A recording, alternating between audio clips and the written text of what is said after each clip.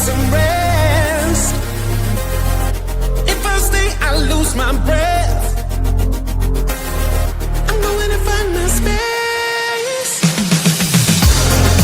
We didn't meet before. Now I'm going down.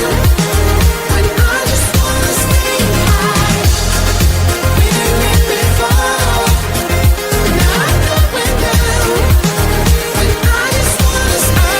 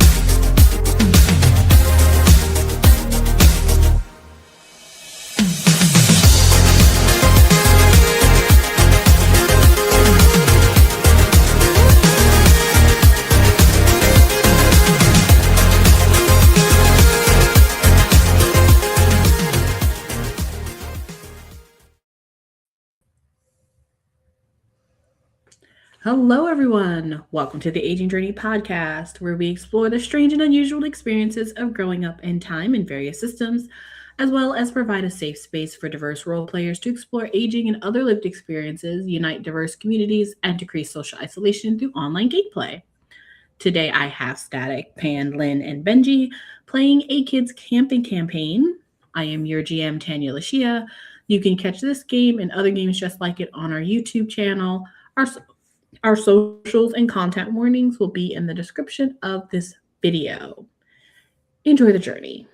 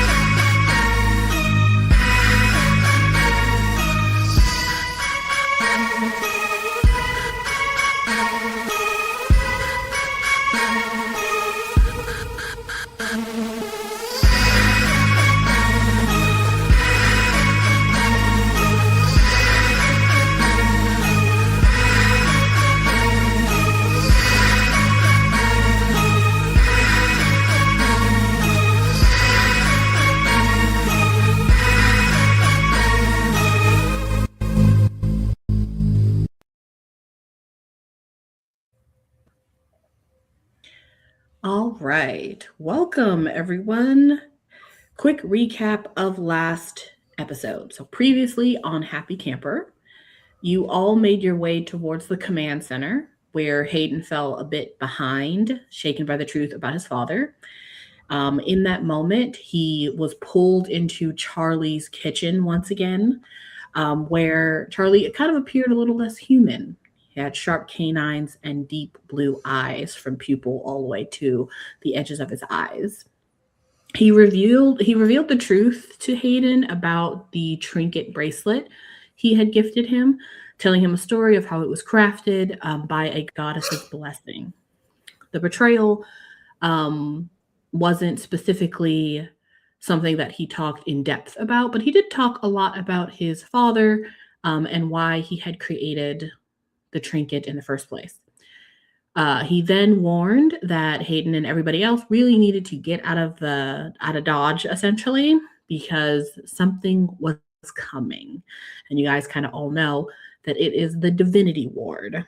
They're coming to investigate many of the things that they have been doing here at the facility and at the camp. Um, and so while all that was happening and Hayden kind of came back to, the real world, you all made your way to the command center with Junie disguised as a guard and Gianna pretending to be her own clone, and Ebb also deciding to hide in a trash can. Everything kind of went crazy right off the bat. Hayden and Gia kind of got separated and got trapped in a stairwell by his own magic. And Junie and Ebb find themselves up against and Miss Angelique instead of Dr. Helmuth, who had already made her escape from what you guys learned after going through all of the databases and the cameras in the facility. She has taken all of the specimens, as she calls it, and all the experiments, and basically cleaned out the place. So back in the command center, a huge fight breaks out. Ebb unleashes like her little mini Ebbs. A bunch of Freds come out of nowhere, and Ebb stabs Miss Angelique in the leg, and Junie basically absorbs a spell that Miss Angelique was trying to cast, and basically kind of pushes it back into her, and therefore essentially killing Miss Angelique pretty horrifically. So all of that happened, and after all of that, and you guys have gone through all of the documents, you learn a lot about Hypheron and the three goddesses. You learn a little bit more from Charlie, and you also learn that Flo, Ebb's brother, was at some point taken and put in one of the rooms that you guys had not yet investigated. He also was evacuated with everybody else. So you all know that the Divinity Ward is coming. However, something else was discovered.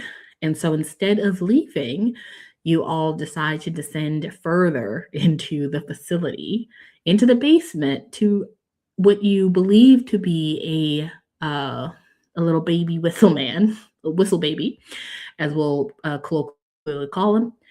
And so you guys get down into the basement, you go down a hallway, and before you find anything, Gia collapses, overcome by excruciating pain. And this is where we're going to come back in our 16th episode of Happy Camper. However, where we come back today is not going to be right back where you all are. We're actually going to begin with the smell of the sea. There's a warm breeze drifting across Camp What a Day. On the edge of Break Leg Point kneels Nestor, as we all remember and love from the 5 seconds we saw him, the assistant director of the camp, Nestor Elf. Good old Nestor. He is kneeling at the edge of Break Leg Point, and up until this very moment, he had full use of his legs. However, we hear a snap and a girl scream as a very beautiful young woman, could be no more than 20 years old from what you could tell, wearing like a chiffon summer dress, gorgeous, lifts her foot and cracks down onto Mr. Elf's shin bone, breaking it in two. He looks horribly mangled other than the broken shin bone that has just happened. He has blood dripping from his eyes, and he's trying to keep his eyes open and look up at the the woman who's holding him, but also another woman who's standing in front of him as she looks out over the lake. She is very tall and gaunt, slender, with almost shiny silver skin, as well as long, wispy silver hair that's actually styled in a beautiful decoration of twisted braids. She also wears a sleek, like dark blue dress with a high slit on one side. The color of the dress actually shifts from blue to gray, like a roiling storm, as she kind of moves and she's walking up, turning around, walking on the other side to look at Nestor. And she locks steely gray eyes at him. And she simply says, "I am being exceptionally patient, Nestor. We have been patrons of this land for generations. And so I will give you the honor of dying a painfully slow death, so that you might enjoy my presence a few moments longer." He has no words. He is trying to look up at her, but he is being pushed down by the young woman that's holding him. His face hits the dirt, and her bare foot is on the back of his back so that he can't really move. But while he's like sucking in dirt, he's trying to answer. He just goes, "Please, Mrs. Undertow, I can find them. I know I think there might be a transporter. If you just give me a few minutes." And he sort of just gets pressed harder into the ground to where he can't breathe, and so he's not able to continue talking.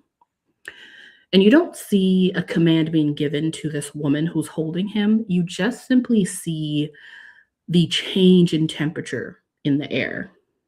It becomes more humid, and the water, like the condensed water in the air, actually stills and it's held motionless. And we kind of watch a fog form just around this group of Nestor held on the ground, this woman holding him down, and Mrs. Undertow.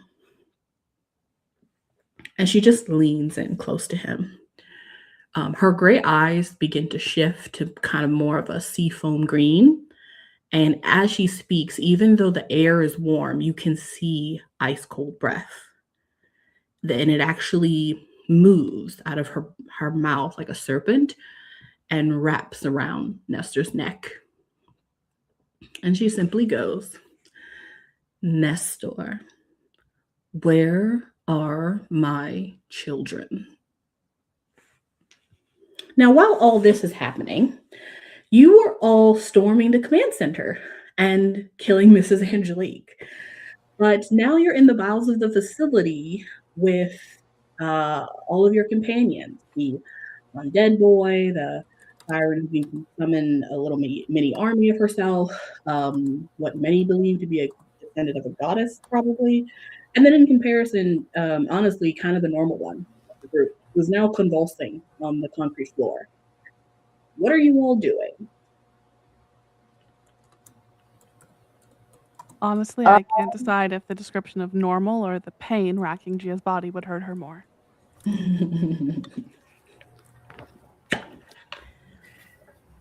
Look, you lost the clone. Unfortunately, you've lost your extraordinary status. This is what happens. Every group has to have a normal one. Oh no. Is she like writhing? Is she like, is there a glow? Is there... He is, I will say, Gia, and you can kind of describe what this might look like, but it kind of feels like the bones that's, under your muscle, under your skin, is kind of being shattered by a jackhammer or a sledgehammer. And it's kind of like head to toe. Awesome. Curled up into the tightest possible ball, hoping that she can hold her bones together. I think she started by screaming, but at this point has lost her breath to the extent that she can no longer scream. That's not good. That's not good. Not good, not good. Junie crouches down, and kind of her own hands are trembling from everything that just happened, and now she's like trying her best not to go into a panic, seeing one of her best friends on the floor. Okay, healing magic or anybody who can think properly right now, do something. I can't do healing magic, but I can do anti-curse magic. I mean, If this is a curse, sure. Maybe. Or maybe her brain is still attached to the computer. That might be more like a mind warp thing. I can do those a little bit. Anyone who'd like to, you can make a brains roll. We'll make the DC 7.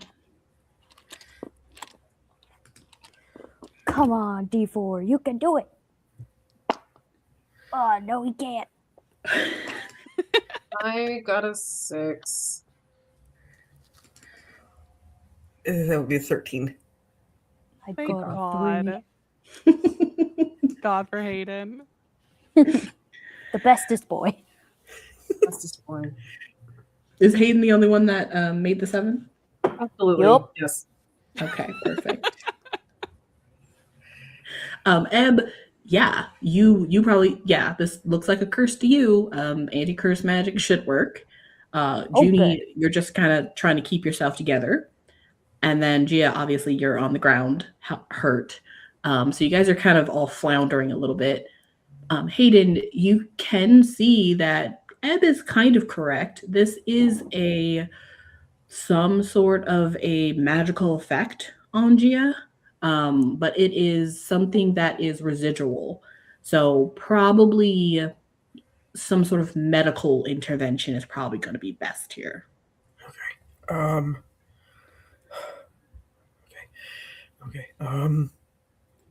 Junie, if I can at least get whatever magic has started this to stop, can you maybe tend to some of the more the less possible internal bleeding wounds? Yeah. I Whatever don't know you practical need. medicine. I can. Yeah, he's gonna pull out his wand and kind of just try and lessen or completely stop whatever residual magical effect is causing this, to at least try and alleviate the pain. Okay. We will.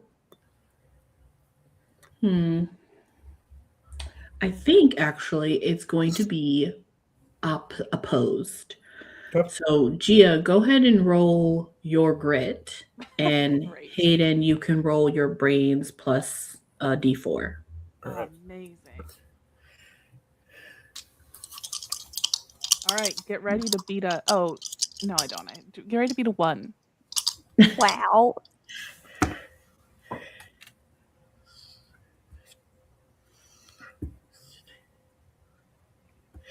It's a 19. Yes. God damn it.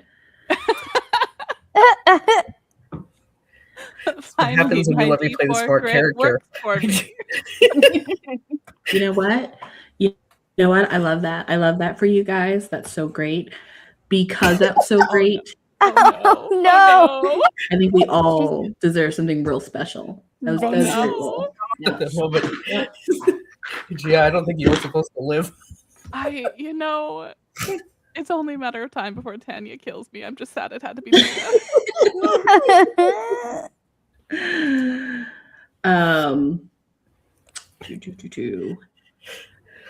Benji, look at your bracelet stats, if you would. Absolutely. Which still has stats? Yeah. Wow, that's fun. Fancy. As soon as I can find the thing. Yes, there it is. So you get for being the best boy. The bestest of The boys. bestest of boys.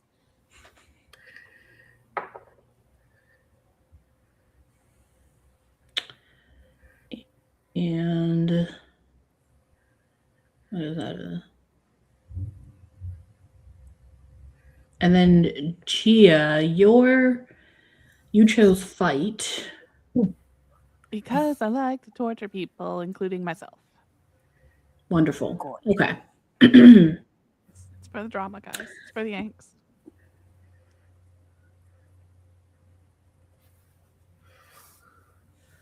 Okay. Then Gia, go ahead and add a +3 to your grit. Oh. Bringing it to a 4. And then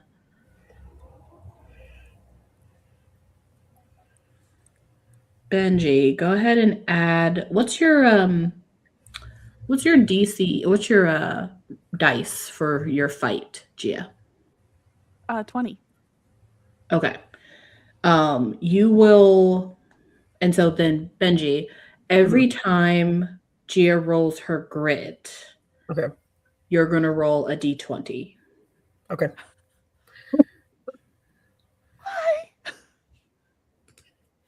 Yeah, what's that mean? Not dying today. That, I the day hope. is young. It is so young. Why do you want to die so bad? I don't. Preparing myself. Okay, and then Static, I'm sending you a quick little message.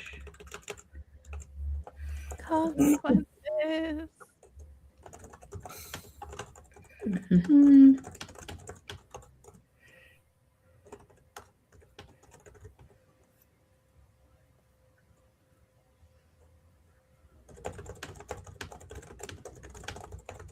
Is your soul linked to what's his face? And so he's getting beat up, and now you're getting beat up?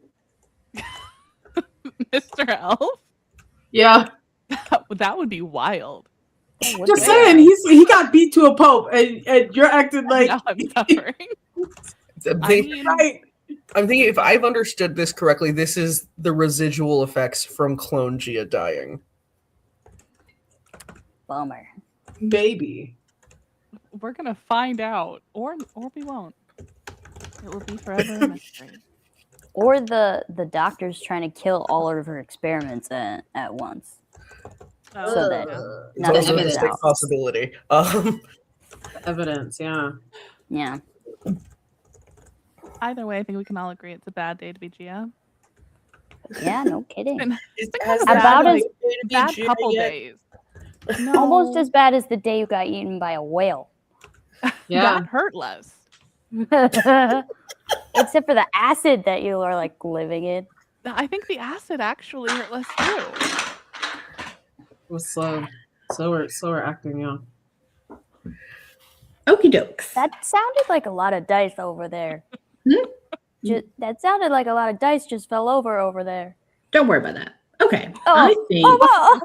think that works really well for everybody. So yeah, Gia, you are miraculously healed immediately. And you're able to get up.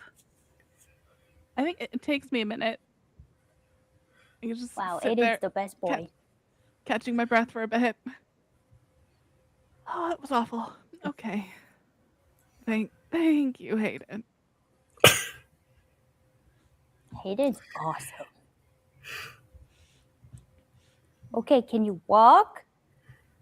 Someone give me a hand up. Juni helps you up. Thank you. Mm-hmm. Is this You what can it... use my head as a cane if you want. I think this is what it feels like to be old. Just everything hurts. For no reason. That's what they say. That's what my mom complains about all the time. Okay, we Oh. gotta find the little baby whistle man Yep, let's go. and get the F out of here. Okay.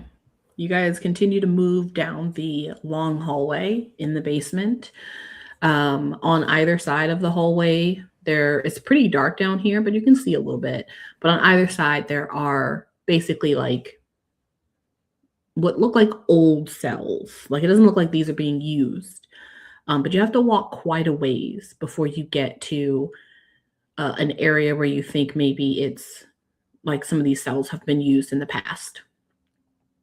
I'm gonna say you find, I'll say as you're walking past some of the cells, you do see that they were once inhabited, or perhaps you'll see that maybe there's some leftover belongings in some of them, but you have to go pretty deep in before you get to one that actually is holding something. And indeed, just as you guys come up to this one of these last cells, you see it's about a 3-foot creature. It is kind of wobbling back and forth as it walks up to the gate. It looks filthy, and even though it's pretty stocky, you would assume that this is probably this is like the version of malnourished for this type of creature.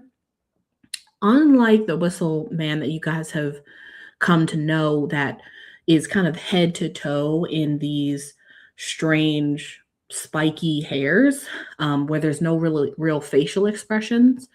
This creature has big, huge, doughy black eyes that are kind of like that, where the spiked hair sort of dangles in front of. It doesn't have any eyelids. And as it kind of stands in front of it, it doesn't really know how to respond to you. It just kind of stands there and stares at you all. Can I do the whistle man whistle at it? Just to kind of calm it down a little bit. Yeah. You're a pro. As soon as you do it, it does it back, but it's very much lower. Not as like consistent in how long the creature can hold it. But it just kind of comes back. It comes closer to the bars and slips its hand between the bars to kind of touch you. Aww. Is there like a badge padlock to unlock this cage? It's one of those old school like gates. So it's a cell, and then you have to have a key for an inset lock. So there's no padlock. It's just like a lock of the door. Cool. Can I just use magic to break the lock off? Sure, you can try. Cool. What would you want to? I mean, that sounds like it'd be a fight.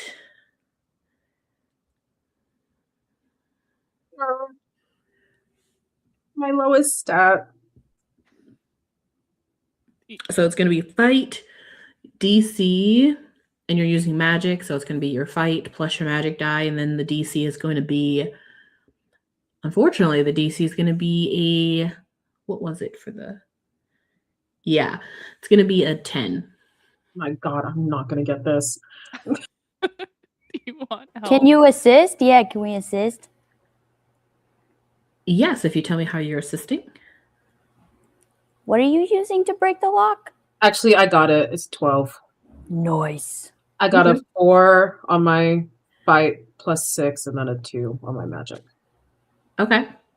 As it, just like when it happened, so you get the same response as you did when you guys tried to pick the lock of Dr. Helmuth's cabin, where there's an electricity that comes from the lock for a moment, but you're able to disable it before it electrocutes you, essentially.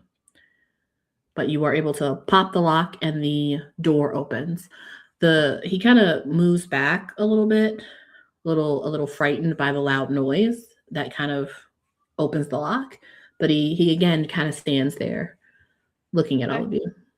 I think before Gia wasn't feeling well, she had been projecting like the friendly like interactions they'd had with the adult whistle man to this little guy.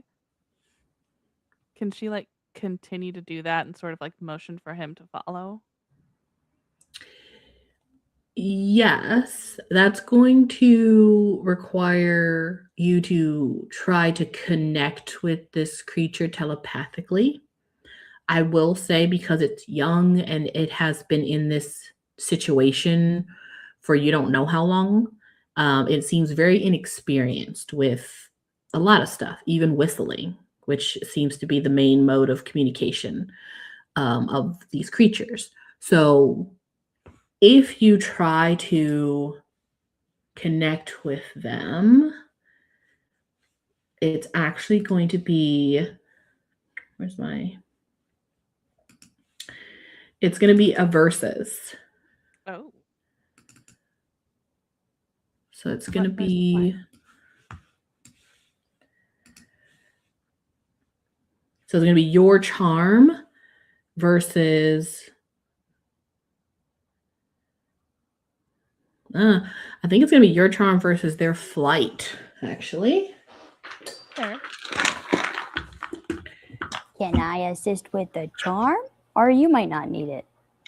You never know. I might. Because the whistleman liked me a lot. He wanted to take me home. I feel That's like I true. have. Yeah, let's have you both roll a charm and see what happens if you beat the DC, which I'm going to roll right now. That is a nat 20. What? God. Yeah, that's unfortunate. And the 6, so 26. Holy I could balls. explode. Or use adversity tokens. Let's see what happens. Ooh. Well, that's an 11. I'm going to use go Got ahead. an 18 plus 2, which is 20. 20, exactly. Okay. I'll use an adversity token to make my 11 a 12, which will explode it. Okay. Nice. Ooh, that's another 11, which is 23, plus my 3 for charm, 26. Nice. What did we need? 26. Hell yeah. So go ahead and make a grit roll. Oh, DC no. is going to be a 15. Oh, no. Okay. Oh, but I have plus 3 to that now, right? You do. That's a 5. Yes. Damn it. Does that mean I have to roll a d20? If I use grit? Yeah. So Benji, go ahead and roll a d20 and tell me what Okay. the number is. What does that mean? We're about to find out. That's a 2. Okay. Gia, please mark a 2. Mm-hmm. Okay. So number one, what happens is you are able to psychically connect to this creature. And you're able to do it well enough because you met the DC that it clearly understands that you are connecting to it. And because it sees you next to Ebb, they did help. It understands what's happening. Unfortunately, what you realize is that unlike the Whistleman, this creature, there seems to have been throughout their like childhood and maybe their young adulthood, where these creatures are like kind of like more like a hive mind. And so they share consciousness amongst one another until they learn to control it when they're older. This is a child, a baby. And Baby. so you connect with them. And what do you try to say? I'm trying to say that, we're safe. Come with us and we'll get you out of here. You begin to convey that telepathically, and you realize that not only have you connected with this creature, but as if if your own synapses are like you're connecting to many others, you realize that you are now connected to like mm, let's see how many you're connected to. Oh no, are the D100 The coming out again? D100's back. Yeah, we are getting the old D100 out. Oh God. I'm making it There were that many of them. I'm making it a fun trait, I guess. You are connected to, that's not bad. Connected to 17 others. Oh jeez. So I didn't know there was that many around. All babies? yes. Oh no. So Oh God. Are they all like here?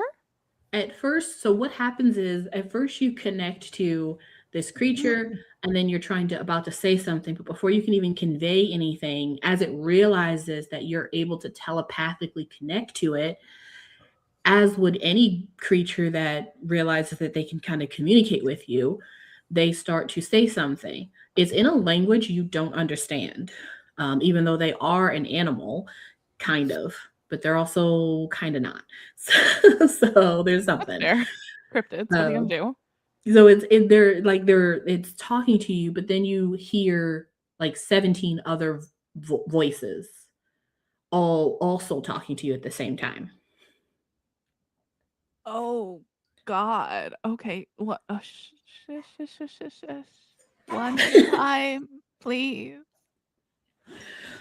Unfortunately, it doesn't understand what you're saying. It understands your emotions and your feelings, but it doesn't understand your words. Okay. Oh, great. Now I have a headache. You all Okay. just see Gia kind of standing there, slowly like getting a headache. Can I tell where the other ones are? I think in this flurry of voices and in this confusion in your own brain, no. Cool. Cool. Is the cage open now? Like, Mhm. and is Yeah, it's the open. thing okay? Can I grab its hand and lead it out of the cage? Yeah, you can just do that. Are there is there more to this hallway? I'm gonna say you are at the end of the hallway. Well, good news. There are more Goliaths? Goliaths. There are more baby Goliaths than I thought there were. Really? Please don't tell me That's they're good. I They'll have be so happy. I have no idea where they are, but they are all talking in my head. Oh, Oh, that's not good. That's not good. Well, first things first, I think we need to get out of here. yeah. We've overstayed our welcome. I don't think we were ever welcome. Well, That's you fair. technically were, but that's a Okay, that's conversation for I another wasn't. time. I wasn't. You can't blame me for what my clones do. Conversation for another time. We need to get out of Is- here. Is there any this is the end of the hallway? Were there other hallways on our way through here, or no? This was just one straight hallway, It was just one long straight hallway. and there's no secret door here at the end of the hallway. You can check. I want to check. Okay. How are you checking? I'm going up to the door, the end of the hall, and I'm pushing on all the blocks and bricks and checking seams and smelling for air drifting through the wall, that kind of thing. Okay. Yeah, man. Sounds like a brains roll. No. Amazing. This is the one. This is the one you're gonna get. Okay. Well, I think for brains, DC is going to be a 12. Great. Please explode. Go. Nope, it's a 1. Hey. Just a regular wall. Nothing to see here. Okay, good. Then I'm gonna get out my Matryoshka doll and be like, hey, hi, hello. We need a tunnel that way to get out. Can we do that? You hear Ebb, but also all of you hear.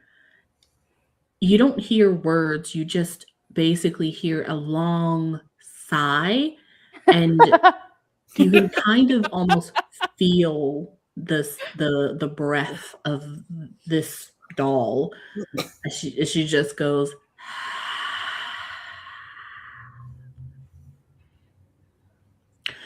And Was that a no? and you all see the wall kind of, it doesn't actually collapse, like none of the bricks actually move. It's just one moment it's a regular black wall or blank wall, and the next moment you literally see the middle of the wall get like a little black dot, and then the black dot grows and grows and grows till it's big enough for all of you to go past it. Now, you don't see anything on the other side. You just see a huge black hole. Yes, I did it. Okay, if we walk into that, are we gonna end up on the inside of the doll? I'm not going in there. Probably not. I'm not going in there. No. What? No. But No. we No. can't run all the way through the whole thing Alright, again. Oh, we can if we start now. I'll go first, and then it'll be fine. I'll come. Probably not. Well, yeah, no, it'll be fine. It'll be fine, guys. It'll be so fine. Ebb, go ahead and make a grit roll. Great. Yes. DC is going to be, how many do you, I think you have 4. I think your tally should be 4 or 5. I have 3 tallies. But now you have 4. Yeah, now I would have 4, yeah. Okay, yeah. Go ahead and make a grit roll. DC is going to be 10. Okay. Grit roll. This one. Is this magic or stat? Because I have 2 Just stat. different. Okay. Well, that's not great. 3 plus 2 is a 5. I could spend all these adversity tokens. You know what? Let's spend a buttload of adversity tokens to get it to a 10. There.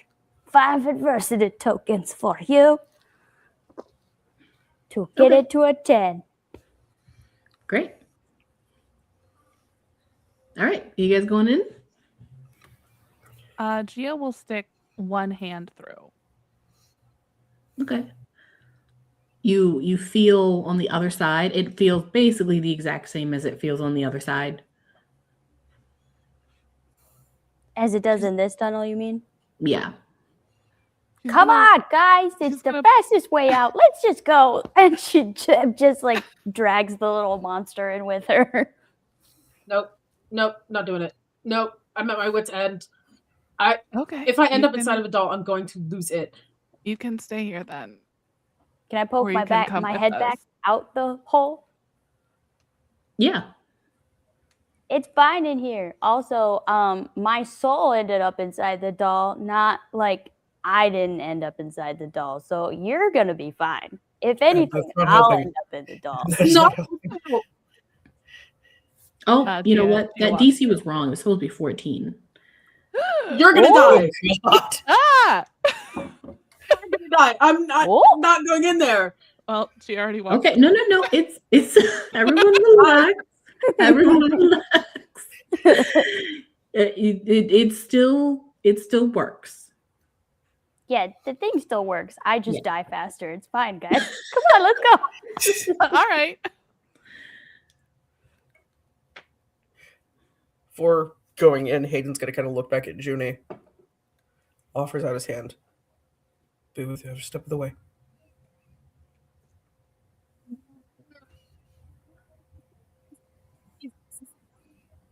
You see, and she reaches out. You see that as good as she's been holding on during this experience, she reaches out to you with a trembling hand. Hold your hand. Okay, fine. If today's the day that I die, then it wouldn't have been the first time I died. I died plenty of times. Yeah, sure. Let's go. And she ends up walking, like in her panic, walking in front of you and pulls you along into the portal. I go. It's a part of him that just kind of chuckles. It's like, Now, yep, there's the person who punched to almost God. now, Ebb, what were you hoping was going to happen? That we would get a secret tunnel out of the Mhm. basement, like out of the ground in front of the facility, so we can skip all the booby traps and just kind of Mhm. get out. Now, I believe what I heard was a secret tunnel out of here. Yeah, that is what I said. Yep. Okay. I'm too black for this.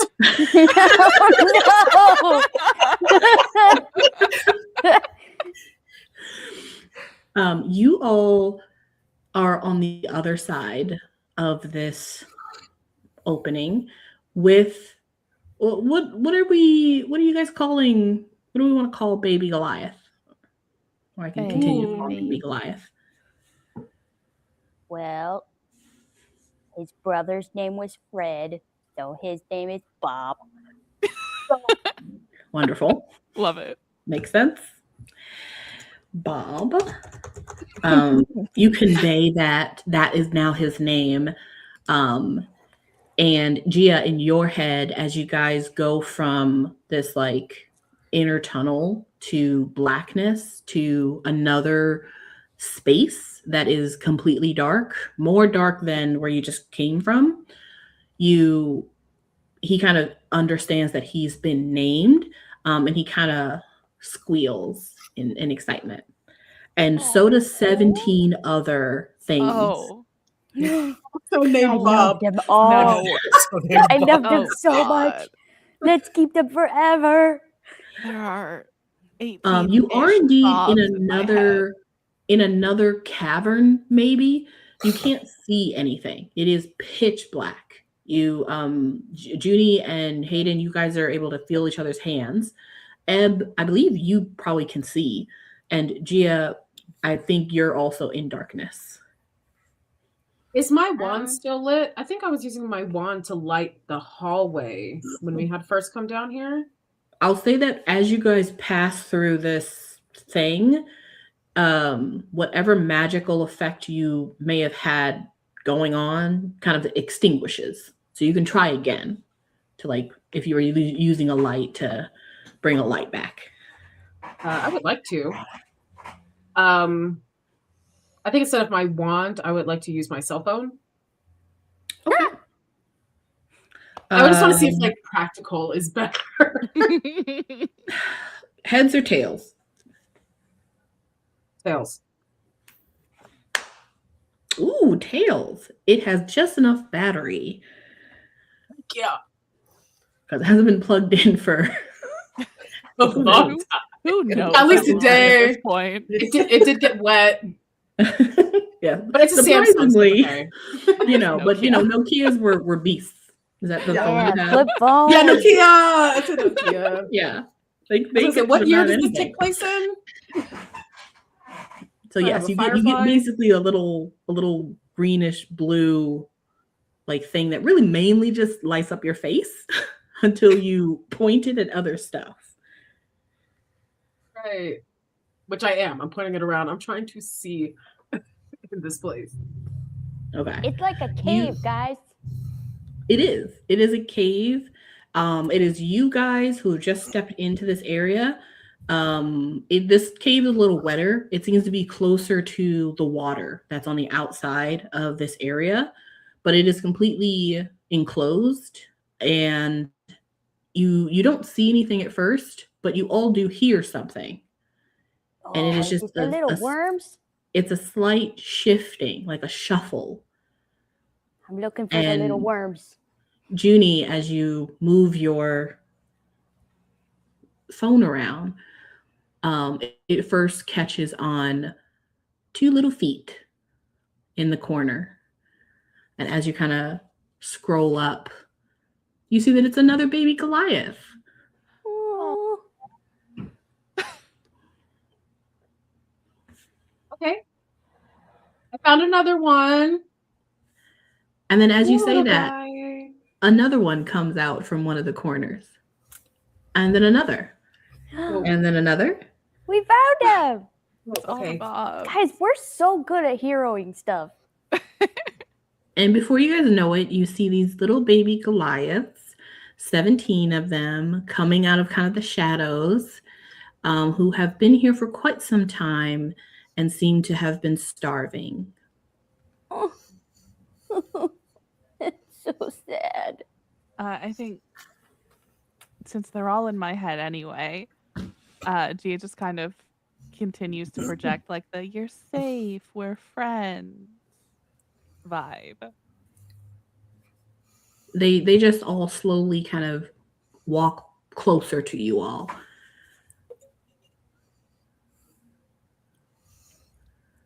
Okay, we've got a whole troop now. Oh. We should try and find an exit. They had to have gotten in here some way. Maybe. All right. Here we go. I guess, Ebb, you can see the best in here. You want to lead the way in the front, and then we just kind of create like a school bus that walks Uh-huh. out of here. Yep. Do I see any light coming from anywhere but the tunnel behind us? So the tunnel behind you, or the opening, has completely closed. Oh, good. Great. And you can now kind of look around, and this is completely enclosed. There is, instead of concrete like there was in the facility, you're seeing dirt underneath your feet. And when you look up, you see like a cave ceiling and then cave walls, 360 degrees. But the south-facing walls, which is where they're all kind of coming from, is like the only place they can get water, because you can see the condensation of water on the inside, most likely coming from water that's on the outside. Hmm. Now we're trapped. Wonderful. So is there a water puddle underneath of that condensation, or is it No, like... they've been licking the walls. Oh, it's so sad. Okay, so Um, there's a chance that that's underground water, which means that we're underground. And if we break any walls, there's a chance it could be on like the other side of like the lake, and then we yeah. die by drowning. Or Except for Ebb. we get out by swimming. Can these little guys swim? They look slippery enough. I'll say that Gia and, well, probably only Gia maybe might know this, unless, yeah, I'll accept a brains roll, but that's going to be higher than a, what do you usually roll for your animal knowledge? Either brains, or if I'm speaking to them, like specifically charm. Okay, since you're already connected to them, we'll use charm. So if you guys want to do brains, it's going to be higher, but for Gia, the charm will be lower. So how would you guys like to try to determine? Yeah, I'll project the idea of swimming and or an exit into their minds, see what they can tell me. Okay. So let's make the DC a 5. Rolled off the table. Ooh, that's an 11 plus 3. 14. Nice. You show them an image of a swimming, basically, and you get no response. They've never seen that before, and they have no idea what you're talking about. Bummer. Great. However- So Yeah, I don't think However- they can swim. However, you do ask them about an exit, and they do clearly say that like they came from like above, and that's kind of how they remember it. And so the way that they show it to you, it kind of reminds you of when you were spat out by the large fish in the underwater like little area where he came up from, like a one of those, like, what are they called? Like the water pits for like research. Like he came up one of those and spat you out into the facility. But their image is from above, but it's like light. So it's in their minds, what they remember is being almost birthed from a light that came from the ceiling in this place. Ebb, do you see like any kind of opening on the ceiling? That's where they came from. I Like look at the real ceiling. real Like a hatch? alien abduction style. Aye. Is there a hatch on the ceiling? There doesn't seem to be any opening on the ceiling. It still looks like rock.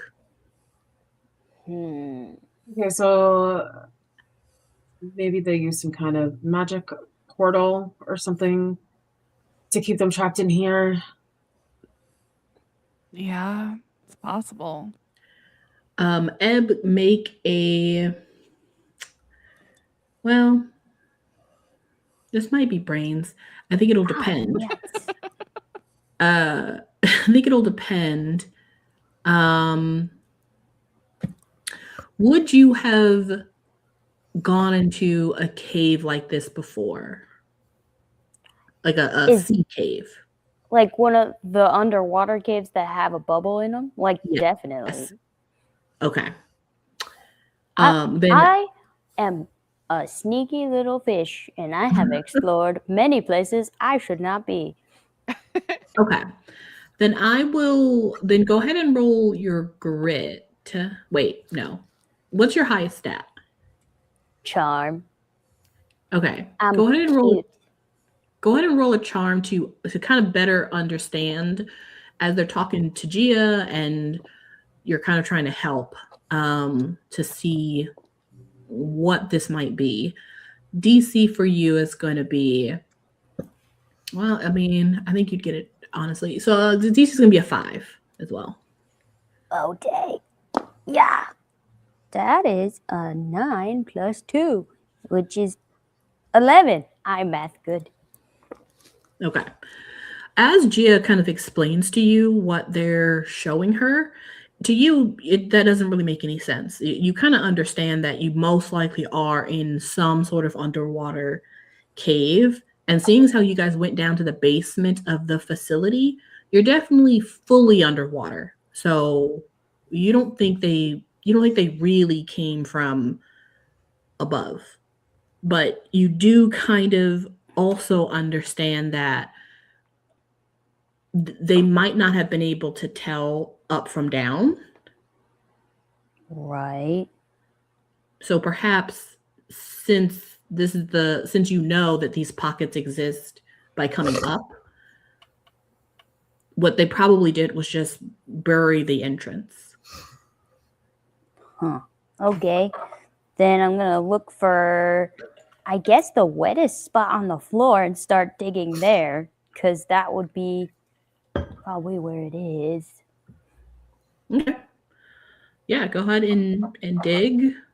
Anyone else wanting to do anything or help?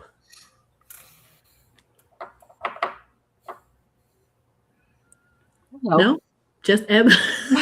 Guys, I think it might be like those caves that are like under the sea, like there's a bubble of air trapped underneath, and like anyway, I think it's probably underneath this dirt sand thing. There's probably an exit.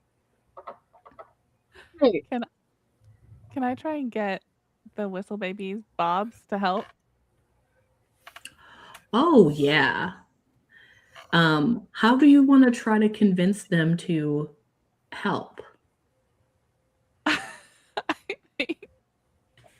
I'm gonna project an image of just like digging, and then an image of outside in the forest.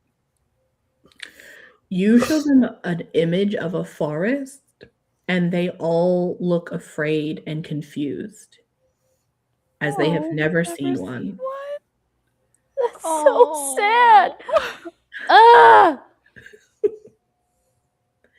So they understand that you're showing them digging, but they don't understand that you're showing them the outside. They don't quite understand what the digging is for. Oh, tell them about their dad.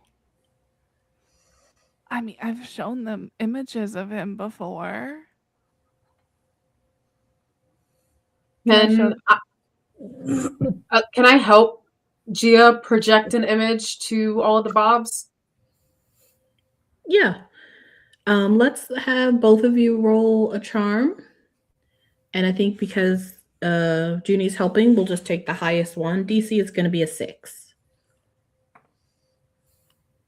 Easy. 12 plus 10 plus. And add your magic. 25. I got a. Okay, well, that's higher. Okay. Yeah, you all work together to basically give them a image of a creature that looks very much like them but is humongous in relation, right? It's huge, and you show like it lumbering through this forest that it's never seen. So in any other light, they would be extremely confused and probably would be like, I don't know why you're showing me this nightmare. But you know, Wait, can I, also like, projecting the concept of like safety and happiness. Right, but like Yeah. Juni uses like her vivid imagination, and she shows like tiny Goliath growing up to teenage emo Goliath, growing up to regular adult-sized Goliath, and adult-sized Goliath is frolicking happy through the woods. Yes. They That's what Juni at first shows. are confused, and then they see that kind of like transition, and finally it kind of clicks that they are that, and that there's another one. They don't necessarily click that that's a family member, because I don't think they quite understand that, or if that's true.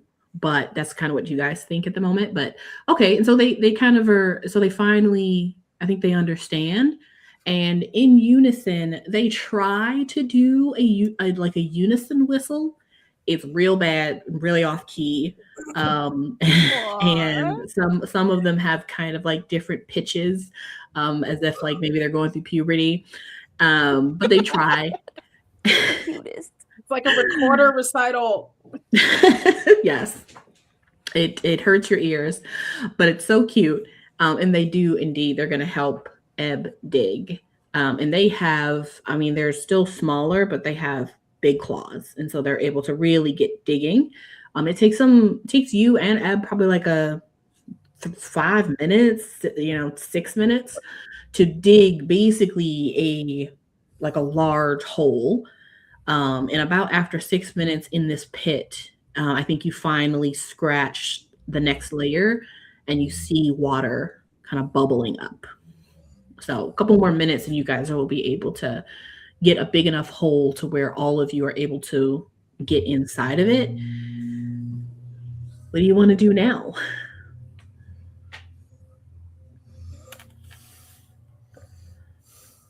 I think Juni, after like seeing all of the Bobs like come and help, she steps away and lets them work, and I think she just like leans against a wall and slides down it as she like tries to grip onto reality. Okay, having an existential crisis. Absolutely. She's like trying to hold it together, but like her hands are like trembling uncontrollably. Sure. What's everybody else doing? I think kind of noticing that, because Hayden's never had the gift for animals like Gia does outside of Argos. And he probably would actually end up hindering the digging. He'll take the chance, kind of just sit next to Juni. You all right? I mean, all right's a little stupid of a question, but are you all right? Yeah. No. I don't know.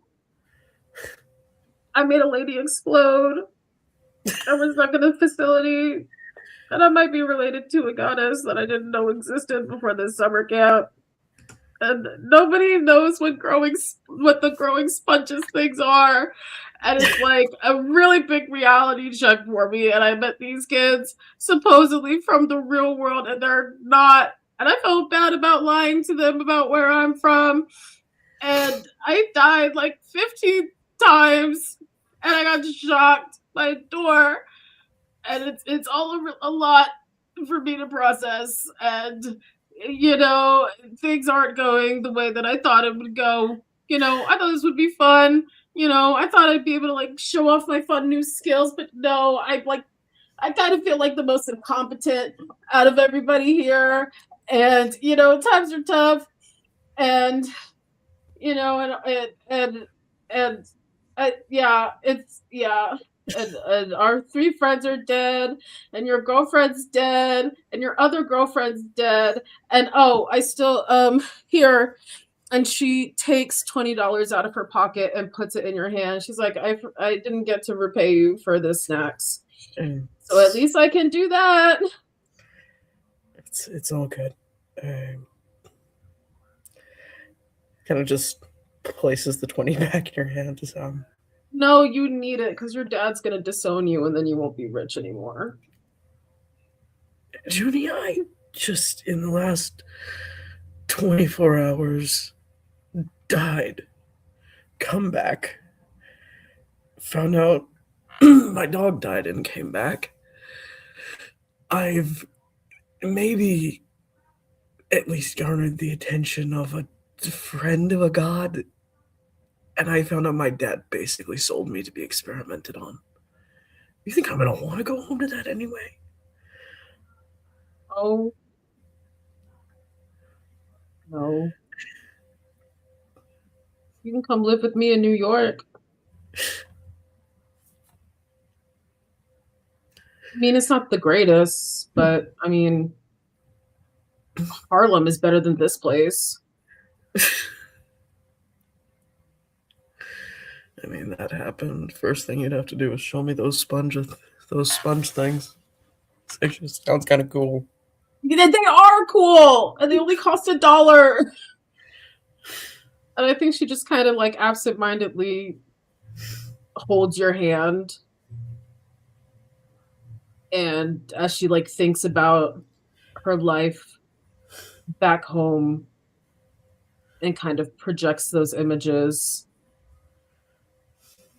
into your mind, kind of subconsciously, because that seems to be the connection that they have. And she just kind of grows quiet. I guess I just wish I could be more useful.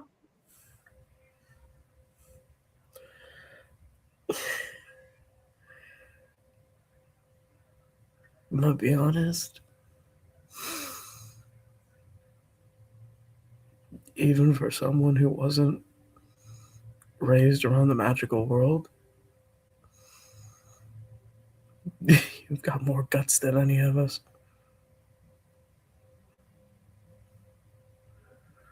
I mean, it does kind of help, when you've been in a corner store and it's been robbed at gunpoint.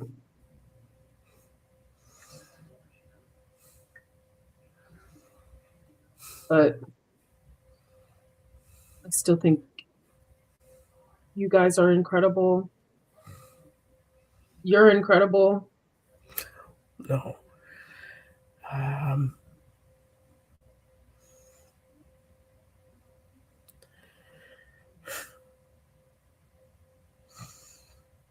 You are, Yeah. Hayden. Yeah.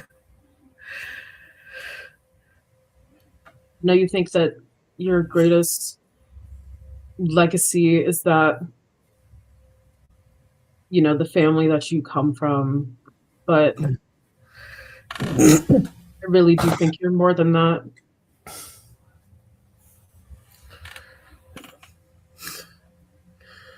The legacy I was born into that I didn't even ask for, and apparently didn't want me.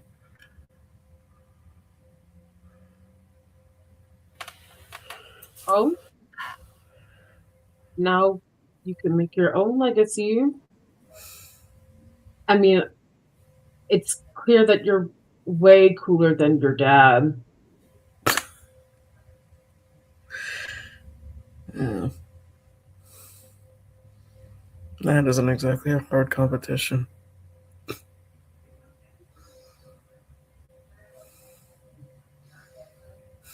Let me get out of here.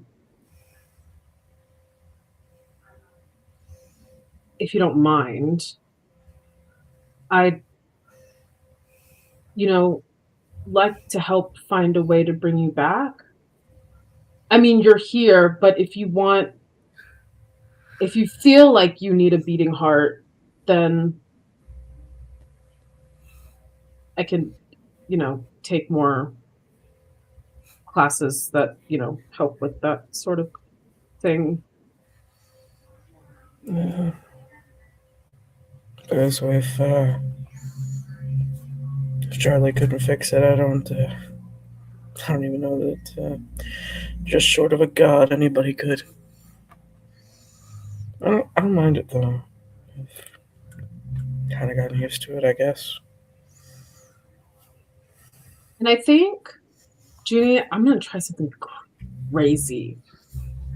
As she's like saying these things, Juni thinks back to the files and the goddess that she's supposedly connected to, the breadth of the three of them. And she wonders if she can put breath back into Benji. I mean, Hayden. Okay, Looking at the Genji, names alright, on man. screen,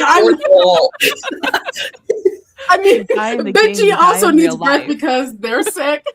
But I'm looking at the names on screen and I got distracted. Good. She can put breath back into Hayden. Okay. How would, very much like at the very beginning of the game when you had some of these thoughts, who did you think about? Like, who did you think could give you an answer?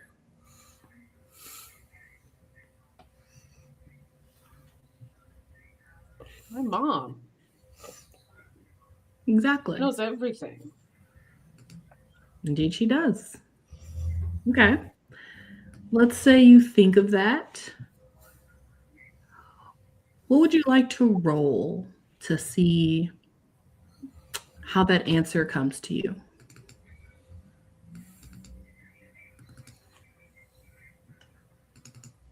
Think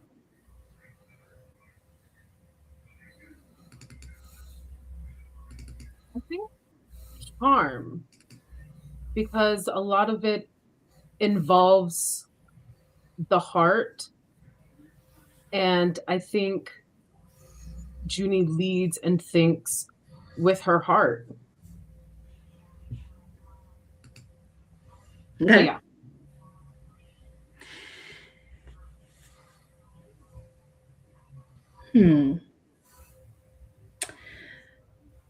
DC, I think,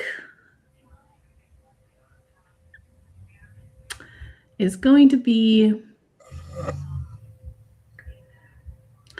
think it's going to be an 11. okay. Look at this. I just have to like not roll low.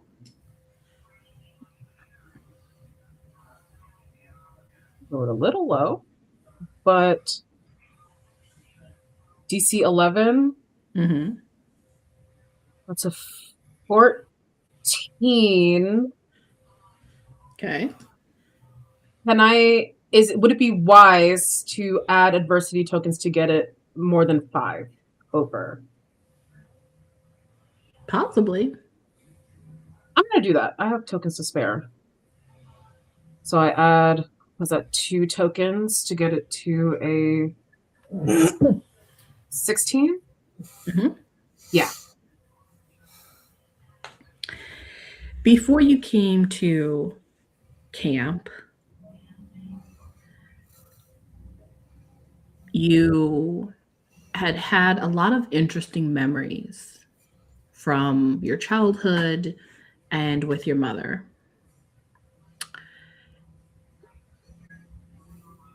What would be the answer? What would you hear in this moment if you were thinking back to, as if in your own mind you were asking her that question and she were responding?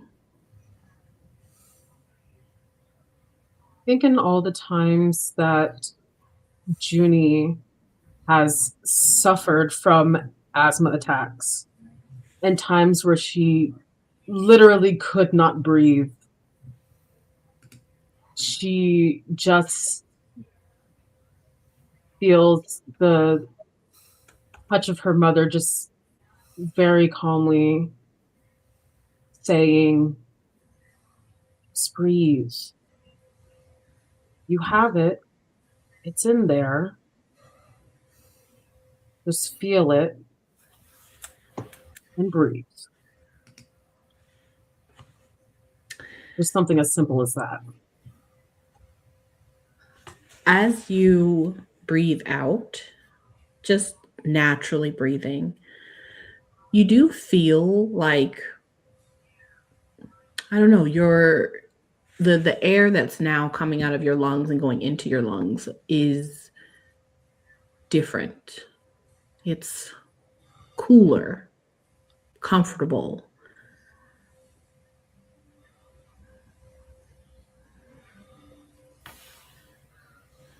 Maybe. I think in this moment, she turns to Hayden and she takes both of his hands and is like, do you trust me?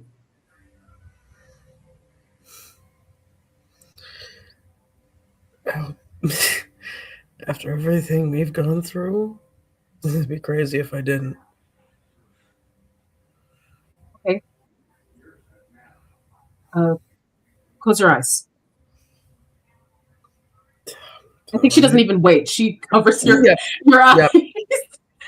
And then her hands move from your eyes as she just holds your face steady.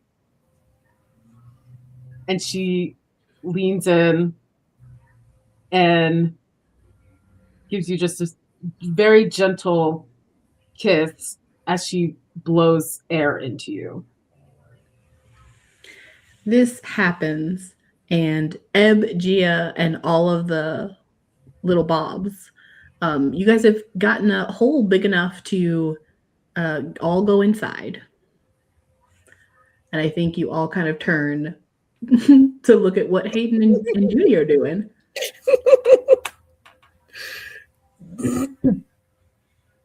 Wow. Very helpful, you two.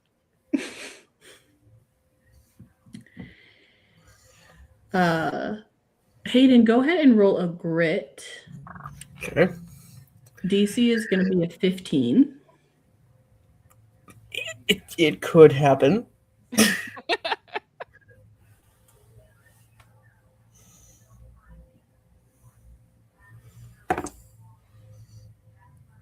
It, however, did not. That's a 6.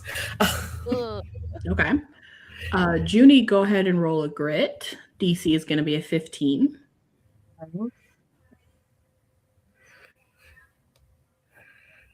Goodness. Oh my goodness. Okay, so I rolled a 10, Plus 2 is 12. I'm using 3 adversity tokens to get to 15.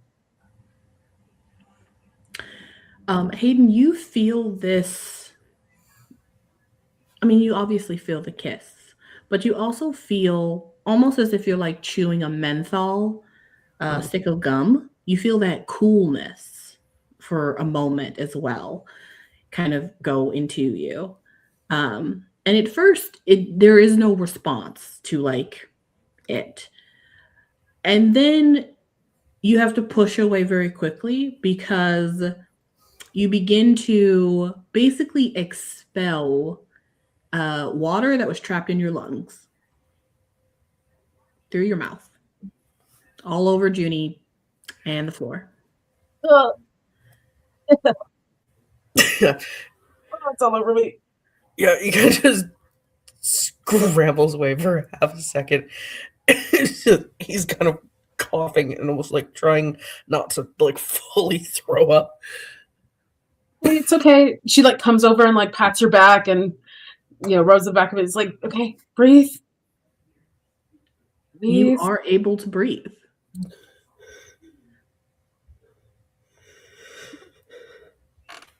Okay. You okay? Please tell me you're okay.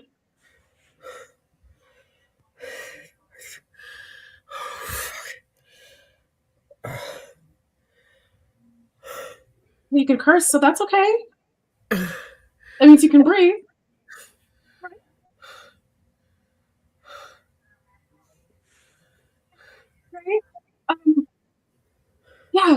Get the water out and all that stuff. And look, the colors coming back to your skin. So that's awesome. Great. Yeah, just breathe. Really sorry I took your kind of like first camp kiss away from like Chloe. It's fine. I know you like her, but yeah, I just thought I'd try to help. She's blushing so hard. You both can smell like cinnamon baking and the rising of bread, like a cinnamon bun. It's a bit of a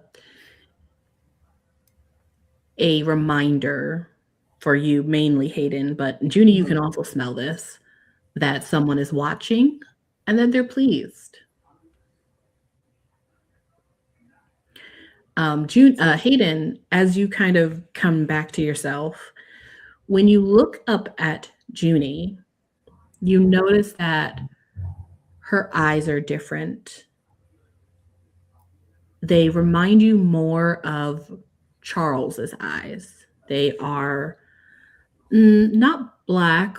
They're kind of like a purplish blue from the pupil all the way to the end of like her sclera, so like her entire eye. They're glossy. And as you kind of look into them, you feel as if you can literally see stars and entire galaxies in her eyes. What do I have? Do I have puke water on my face? And she like wipes at her Right. face. Thank you. Of course. I mean, you're my best friend. At least. The least I could do. I honestly didn't even think it would work. But I think I've done enough respiratory therapy to kind of know what I'm doing. I don't know if it's suddenly breathing again. It's got my brain functioning differently. That's probably part of it.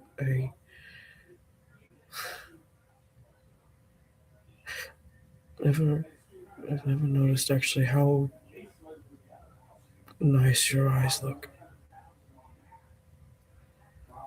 Excuse me while I mute myself.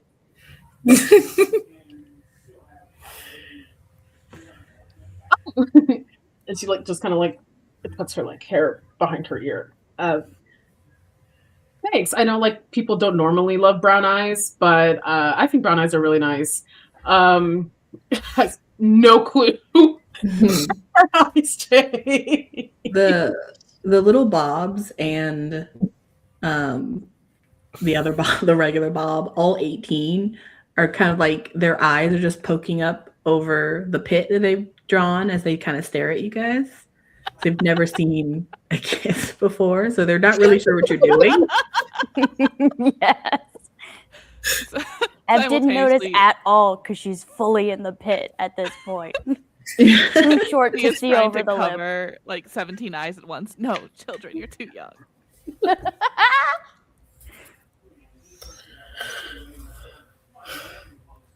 Well, thanks.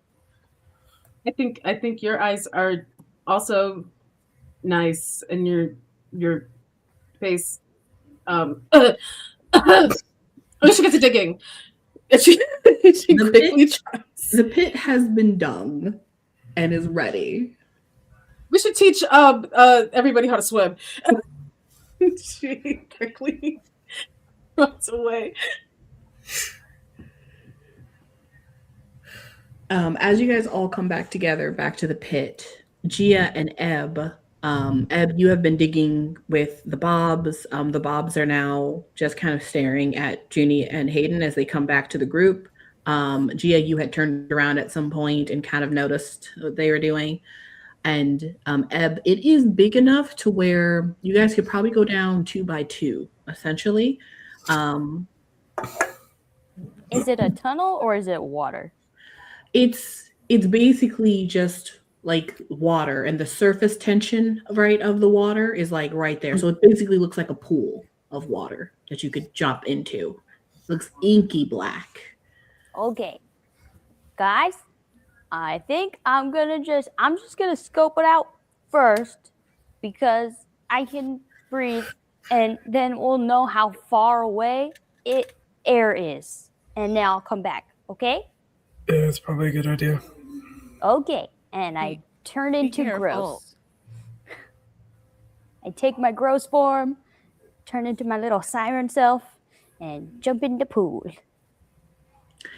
Now, you all watch as Ebb does this.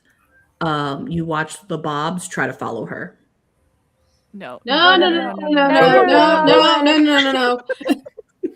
We blocked the way. Mm-mm. Okay. I'll just say that project happens. weight. They're kind of like waddling, trying to follow, and then you guys are kind of stopping them. Ebb, you get into the water. It is it's perfect temperature. Yeah. And you're able to swim down a little bit. Is it and then salt out. or fresh? It is salt. Whoa. Ooh. Crazy. Well, it is salt, but it's not salt, I guess.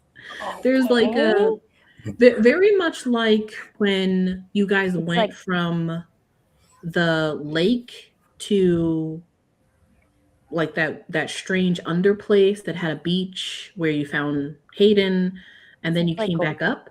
a weird You're brackish. kind of in that middle section where you feel Okay. like that's the water. It's like clearly ocean water, but it also feels like it shouldn't be here because you're definitely in a lake. That's what it kind of feels like. Okay. Cool. So it's basically like a current of ocean water for a while that is pitch black. And then if you go down a bit and then go kind of like out from it and then come up, the inky blackness like leaves or fades, and then you see like light from the surface, like the moon. And then you break into salt water, or you break into fresh water of the lake. And then you can go all the way up to the surface. It is a bit of like you're able to make it in like a couple of seconds, but for them, it's going to be a bit of a swim. Okay. So me and Sploop make that discovery. I leave Sploop kind of near the surface so that he can keep an eye out for large groups of people or anything, and I go back down so that I can tell them we're gonna need an air solution. I can do what I did for me when you and me got caught underwater and make air bubbles. Possibly, if I have any magic left in me.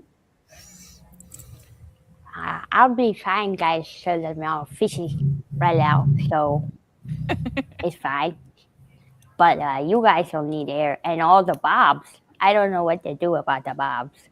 No, I meant make the air bubbles for the people who can't breathe underwater. For all the bobs? You can make air for all the bobs? I can try. I do still have my inhaler on me, the one that's not disguised, my broom. Yes. Is there a way we can pump up your magic with our magic? The Would be bobs very nice. also can't swim. We might be better off just doing one giant air bubble that we can cart along with them in it. Like a big hamster wheel? Yeah. Oh, okay. Okay, so a little bit of air and a little bit of levitation magic, something like that. It is kind of a narrow tunnel until you get out into open air water. So Oh, maybe like an air tube. air tube. Like a An air- water slide, but reversed. Yeah, Love it. that's an option.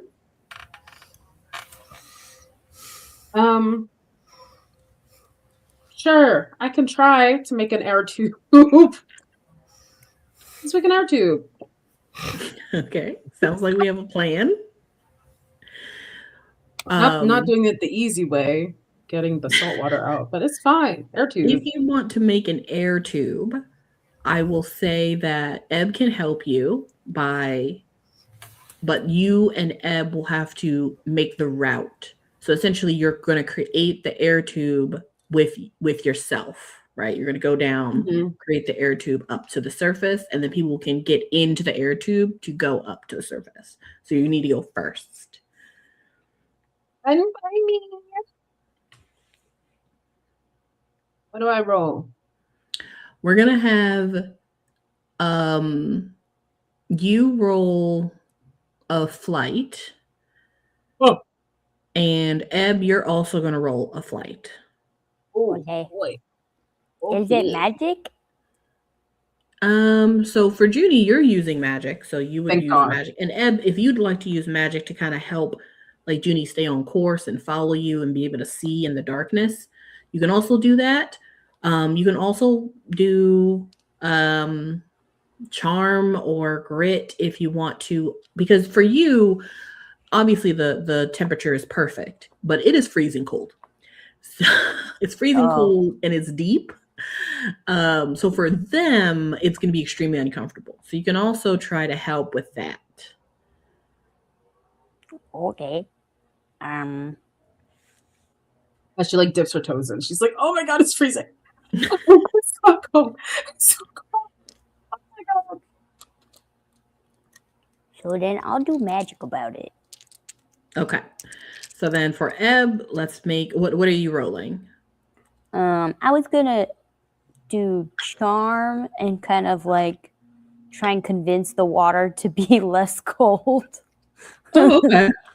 And you're gonna do magic. Okay. Yeah. Your DC is gonna be a 12. And I roll Junie, 4 for magic. yes. Okay. And then Junie, you are just trying to focus on making the tube as you follow Ebb, or Ebb pulls you wherever you're going. Yes. So your DC is going to be a 10. Thank goodness. I got a 13. Wait. What did you get, Ebb? So 14. I rolled a natural 20. So then I rolled an 18 and a 1. So that is a 39. We got a heated water slide. It's a jacuzzi. That is It's very so bright high. out here. Water likes me. Okay. So I'm going to say that whatever you want to happen happens exactly. And because that's so high, I will also say that because your magic is so tied to the sea, even though you're not in an ocean, but you kind of are in a weird way. As you guys jump into the water, and Junie, you feel that the water has calmed, and so it's not freezing cold anymore. It's kind of like room temperature, pretty much, but only around you. Almost like there's a bit of a protective barrier as Ebb goes in first and leads you to the path to the surface, and you are able to make a perfect, basically air tube with swirling water that follows you all the way up. And you're able to encase yourself so that you can also breathe. I'll say while that's all happening, Ebb, you feel your Matryoshka doll like it's almost as if it is sending out psychic waves when it's in this strange salt water. And it kind of feels like it's like a booming sound, but only to you. And I'll say that you can kind of tell that it's basically kind of putting out a like a siren, essentially, like an alert that's saying Ebb is here to yours and your loved ones and things like that. Aw, I knew this doll was awesome. I'm gonna keep her forever. I'm gonna get you a really nice box. She did try to suck your soul out. That's okay. She's a cursed item. That's what she does. Okay. You right, guys make it up to the surface. Okay, now to get to the shore and find our way out of here. Well, you and Ebb have made it to the surface. Oh, waiting on everybody else. Yeah, Hayden and Gia, you guys have been left there waiting for the tunnel to be created so that you can go with the little bobs. So how do you guys want to transport them? I am projecting into their minds like the image Junie and I created of like them frolicking in the forest and happy. And then also just the sensation of it's going to be really fun to just jump in and go wee. Okay. One of them, like the one that you guys found first, sort of like puts his head over the little like whirlpool hole is basically what it looks like. Like he's looking down into deep darkness that looks like a general whirlpool. Luckily, he doesn't understand how that could be scary or deadly because he's never seen one before. That perfect age. Yeah, so you convey a slide, and that's what he thinks all slides look like now. Okay, that's, you know what? We're going to have to talk more about that later. But for now, go for it, kiddo.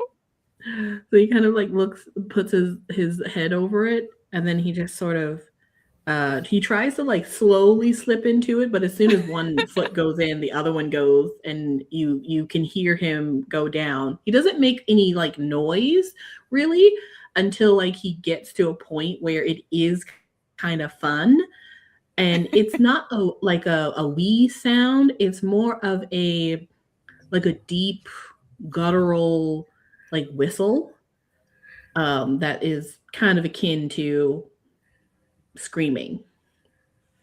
And so he kind of goes down, and then everyone else goes right after him. So one after the other, and all of them go. Do you guys go last, or did one of you go first? Gia's waiting till everyone else is out. Okay. They all go one by one. Junie and Ebb, you guys are on the other side. Now, when they get to the other side, this is a tube, but they will land at the surface, so they'll still be in water. What are you guys doing when they get there? Well, I was gonna look to see where shore is. Shore is it's a swim back to like you guys are out away from shore. So you'd have to swim back to it, essentially.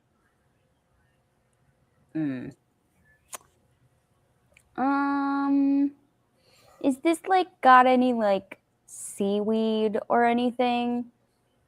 Oh yeah. Or is it pretty empty? It does? No, it's a pretty yeah, it's vegetation heavy. There's like seaweed and stuff like that. Okay, cool. I'm gonna like grab a shit ton of that and start like kind of like braiding little ropes. So like sea otters, when they'll drag their babies around with them or leave their babies holding on to like seaweed and stuff so they don't drift away.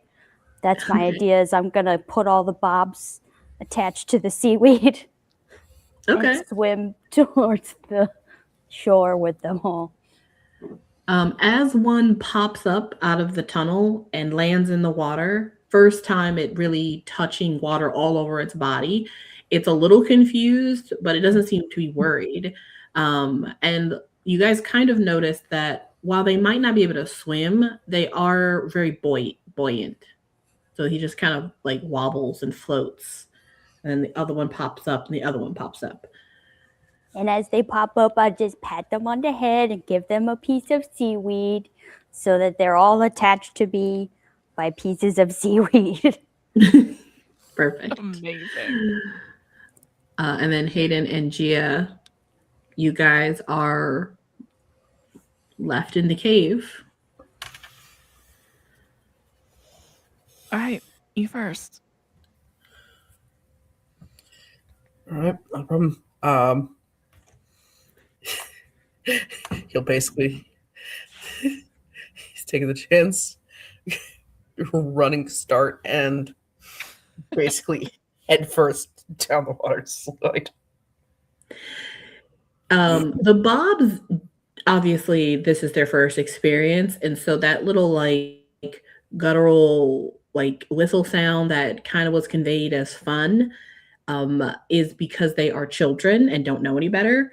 To you, this is kind of terrifying.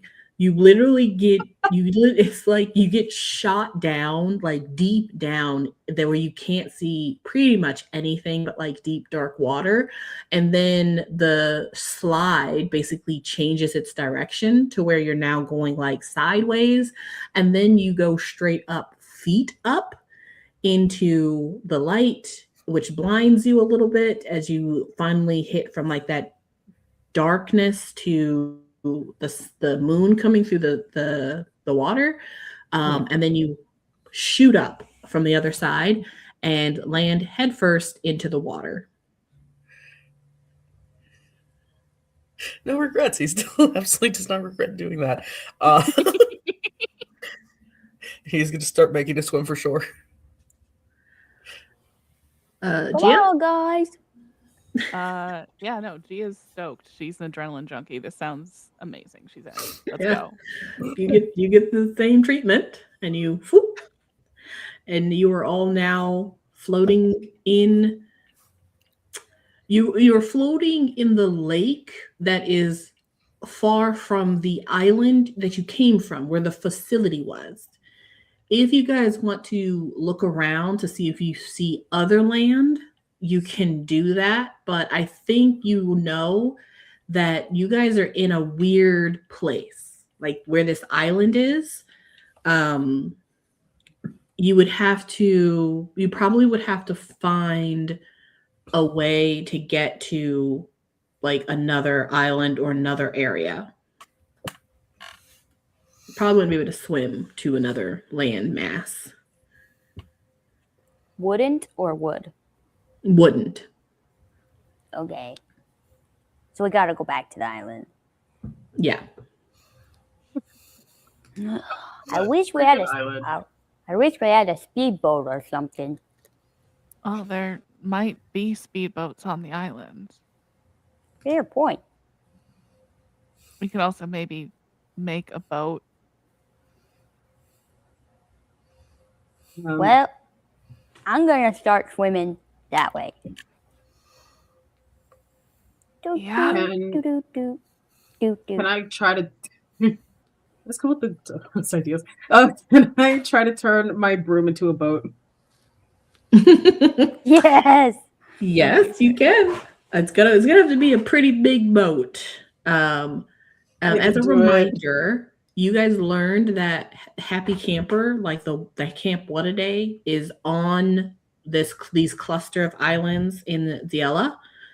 You don't know which one, but you do know that's here. And the island that you guys are currently on, where the facility is also this same area. So you know that the camp is, you can get there on a boat.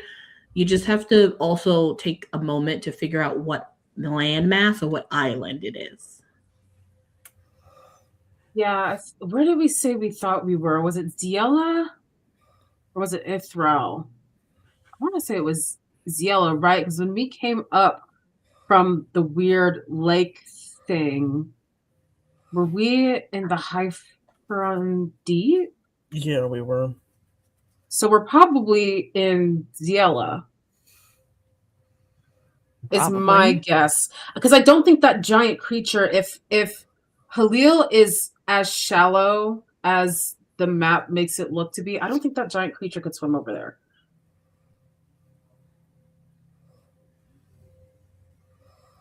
I mean, I dare you to say that to its face, but I think I'll Ziela's say it a to good... its face. I held onto its claw. I will save all the other little fishies that are being bullied by that giant creature. I'm gonna kill him and I'm gonna turn him into a seafood boil, like I said I was. Oh, okay. It's just He come has on. my wait, guys. He has my broom inside of him. It'd be great if we could like get that back. That'd be sweet. Eventually. What do I roll to turn my broom into a boat? I think that's going to be charm with your magic. Heck yeah. And it's got to be a pretty big boat to fit all of you, or you could do like we'll do if you get a 6, you'll definitely get a boat, but it won't be big enough for all of you.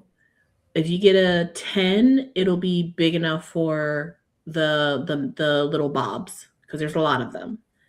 But not you guys. If you get a 15, it'll be big enough for all of you. I think at least a 10 is good because the four of us can hold on to the side of a boat. Okay.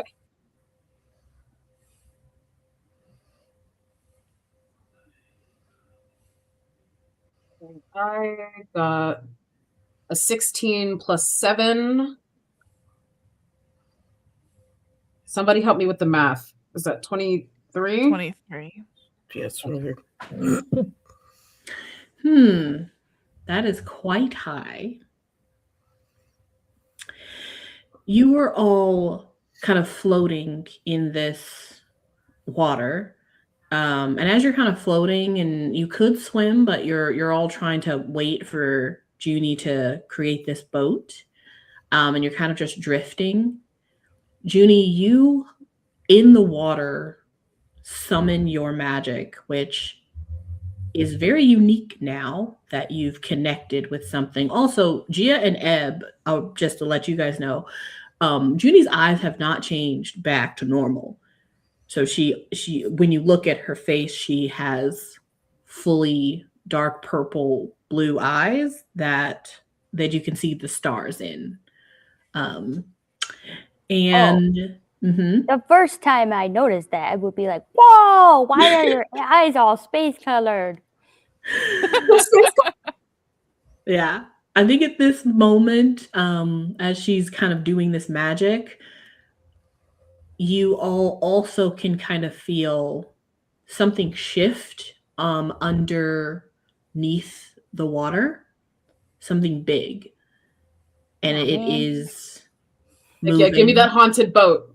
And rising until it breaks the water, and you all kind of like move away from it because of the wave that comes.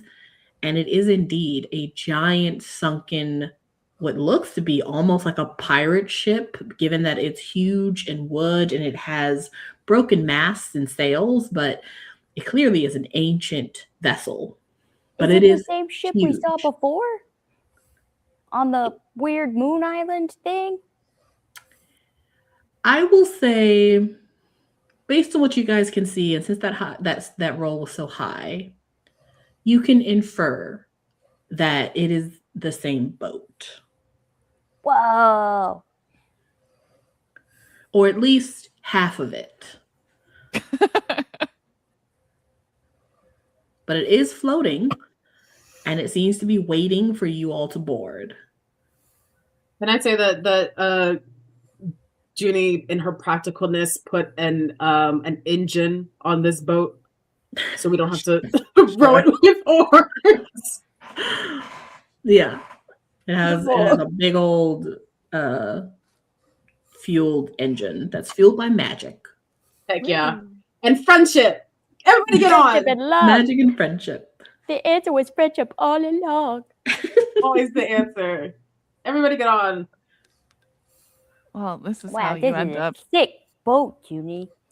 This is how you end up cursed to sail the seas for an eternity. But let's go. With ghost pirates. Sorry, would you rather be stuck in the cave? Or would you rather your clone come back? Or be inside a giant fish? Would you rather that? Junie, I Junie, mean, what you Gia didn't- meant to say was this is dope. Let's go. Right, Gia? I mean, you didn't seem to mind the cave that much, Junie. But yeah, let's go. You're Ooh. so dead. I'm gonna kill you if the director doesn't do it first. Get in line. She pushes Gia up onto the boat. Okay. You all get on the boat. It is worse for wear. It's full of barnacles, not just on the side of the boat, but on the top and on the deck and everything. There's fish flopping off the side of the boat to get back into the water. It still looks like a sunken ship. It didn't get better. But it is just simply being held together with magic. Good, good. Can somebody gather up the fish so we can cook it later? These guys are starving, and so am I. Gia, make a brains roll. DC 4. Okay. I can find. That's not the right one. That's the right one. Hey, look at that, a 5. There is a thick scum of algae and all types of vegetation that is caked to the sides of the ship. You know that they are not going to eat the fish. They prefer green things. I think these guys are herbivores primarily, so you guys deal with the fish. I'm gonna get some salad for them. Oh, here, take some of this seaweed that I still have tied to me. Do we you guys- turn and see that the bobs are just gnawing on the ropes that they've been given?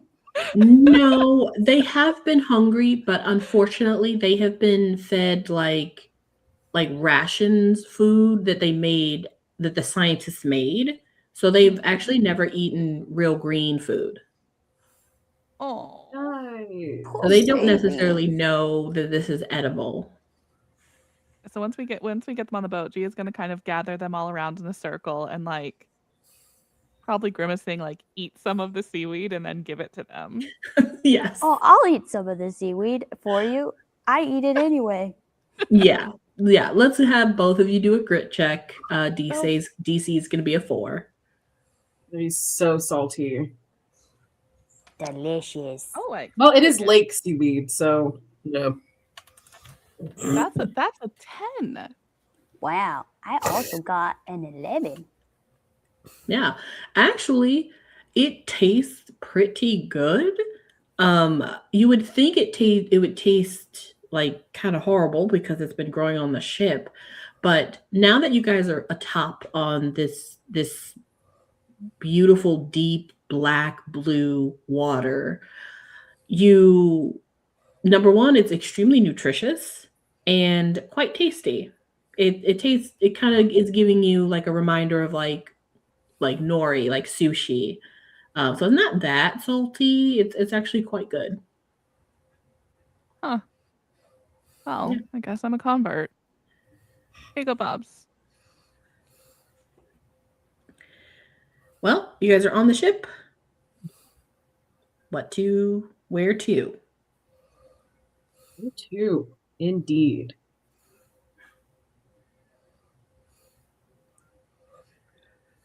I don't know, Juni, if you're related to a star goddess, can you use celestial navigation or something? Must I do everything? 5 seconds ago, wishing she was more useful. Okay. No, So I'm sorry. sorry. You relax. You've had a hard day. Let me try and figure it out. Thanks. The North Star is over there. She doesn't even look up at the sky. She just points, and it's there.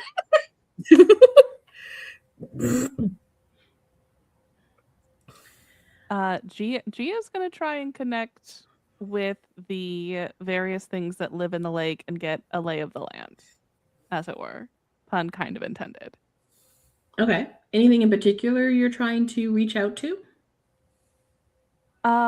Just like whatever is the most common, like, fish in the area, to kind of just get like a where is the land, guys? Yeah. Yeah, and I think one of the fish that you guys kind of make sure gets back into the water, it's kind of grateful for that. And so they just kind of point you in the direction. Unfortunately, they kind of explain that there's lots of land around here. It's in different directions. Can I like we've been to the cliff, so we kind of saw like what those cliffs look like, yeah? Actually, I think Juni went up to see the warden because he lives on Break Leg Point. Okay. And so I think maybe she was the only person that actually went up there. Does anybody have an idea of what Camp What a Day would look like from the coast? A giant cliff that just like falls off into nothing. Very helpful. You're welcome.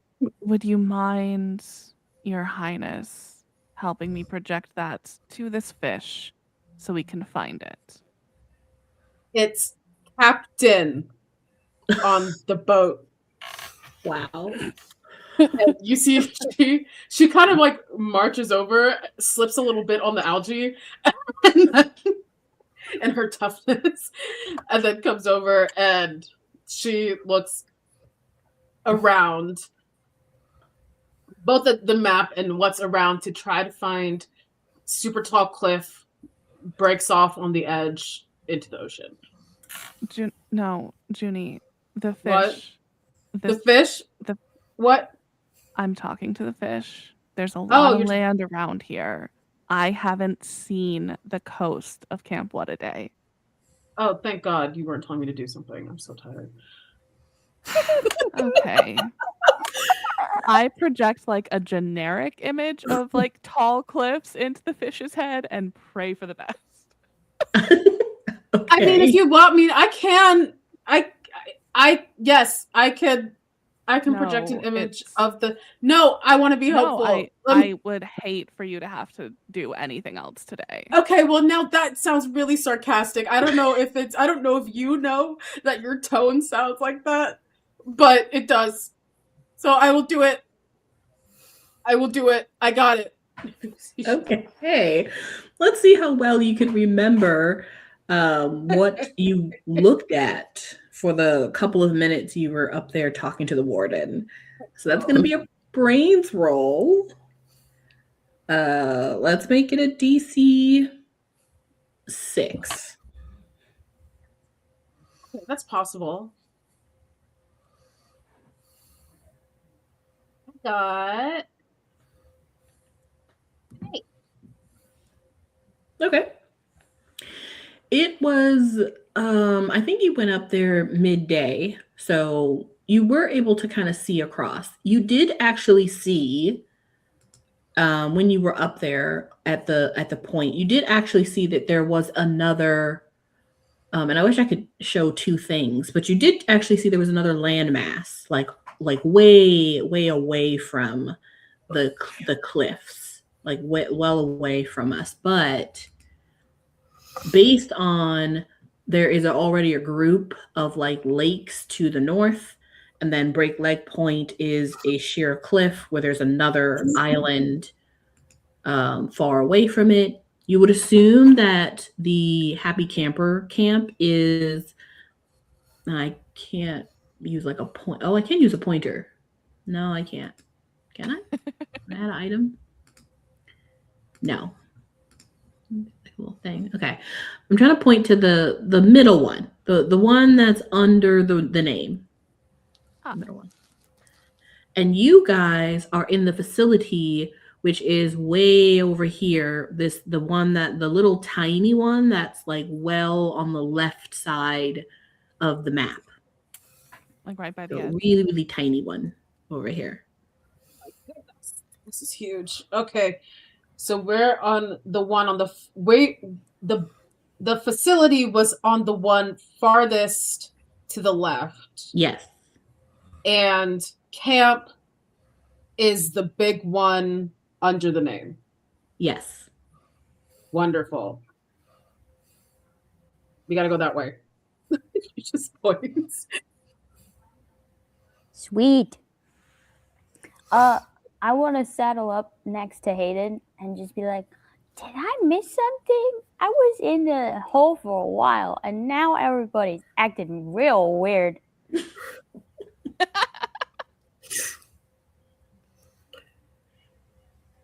So, it's been a long day. Okay, so just normal human stuff? At this point, Ebb, I think we're past normal human stuff. Okay, so is it like almost teenager stuff? Kind of. Cool. I'll get it next year at camp.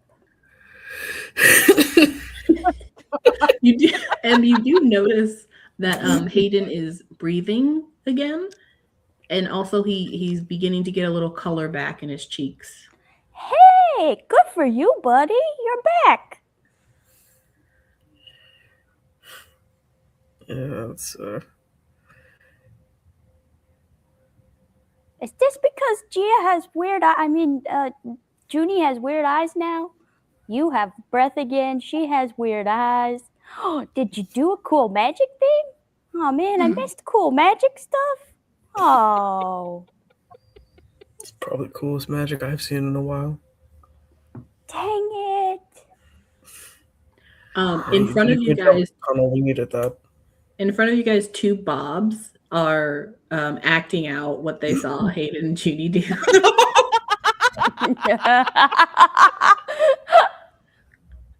I don't get it. Oh no. Oh, stop. Eat your algae. We'll talk about this when you're older.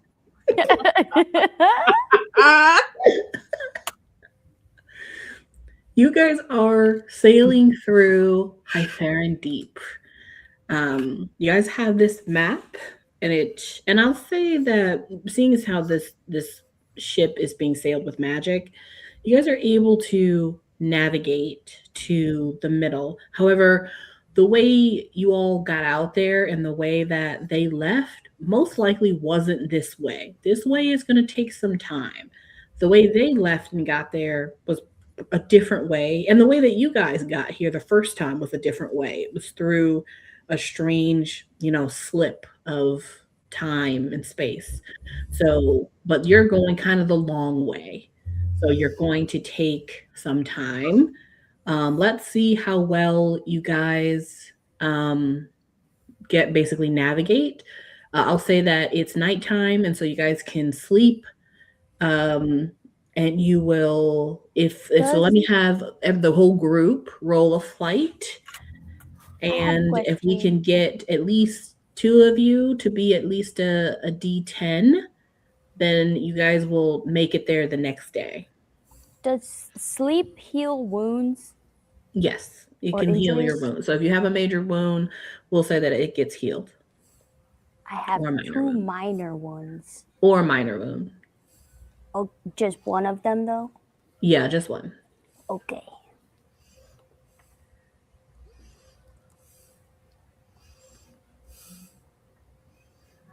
"13 on my flight."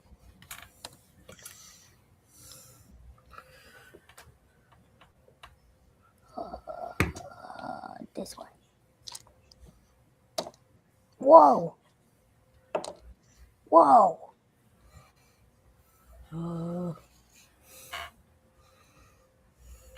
That's a 22. Jesus. Dang. And I will save my adversity token. I rolled an 8. Yeah, that was a 3. 9. Okay. The one thing Hayden can't do. Yeah. Grit and Ebb, flake, yeah. Ebb, you don't know what it is about this water in this place, but it's really like gelling with you. Don't water. It's Yes, smooth water. sailing. And even like as you're sleeping, you can almost feel as if the water itself is like rocking you all to sleep. I'm gonna cuddle my doll. As you all sleep throughout the night, you can hear the little bobs. They kind of do like a wheezing, sleeping noise while they're also sleeping, and they all kind of curl up into a big ball together. Aw. It's so cute. They're And you're both so all cute and so ugly. and you're all sleeping well. While you guys are making your way over there, I will say as you make it to the edge, so to Break Leg Point, it is now the next day. You make it around not early morning, but it's pretty early in the morning, probably like 8 or 9 a.m. There's a light fog that's kind of lifting as you guys kind of arrive to the edge of the Break Leg Point. And standing there is a figure. You can't quite see who it is until you get a little closer, but as you guys kind of wake up and get yourselves together, and come into, there's no port, so you're just gonna have to stop at the bottom of Break Leg Point and figure out how to get your way up. But as you like guys come into the area and see the camp for the first time, you just see that there is a person standing on the edge of Break Leg Point. What are we all doing? Anybody know who that is? Hello, who are you? No. Okay. Well, Junie's getting ready to I fight. was gonna suggest a stealthier approach, but there we go. You guys asked who it was. You just asked the person, and then you know Yeah, who but it we're is. going to the No, place that tried to kill us and fair. did a bunch of experiments on people. That's Probably fair. not the best idea. Well, We're in a big boat. They They can could see sink our us. boat. They don't move or respond. And you can't see them from how far you guys are. We don't You really can't, have like, any see what they choice look but to like. dock. oh, there's not really a place to dock. We might. I mean, it's not cliffs all the way around this island, right? I'm going to drive into the sand. So this is a cliff face. Oh, I'm going to drive into the rocks. I'm just kidding. Okay. What? And they all died. The end. It is a cliff face. However, it is a cliff face at a camp, and also the warden of the camp it lives up there. So there is like, a little rickety kind of like winding road, not really a road, it's more like a walking path that either he's made or it's been made over time. So you guys can try to, what you'll have to do because you're in a large ship is usually you keep the ship out, into sea, and you take a smaller boat to get to the edge of the docks or whatever you're going to. I'm gonna say there isn't a smaller boat on this boat.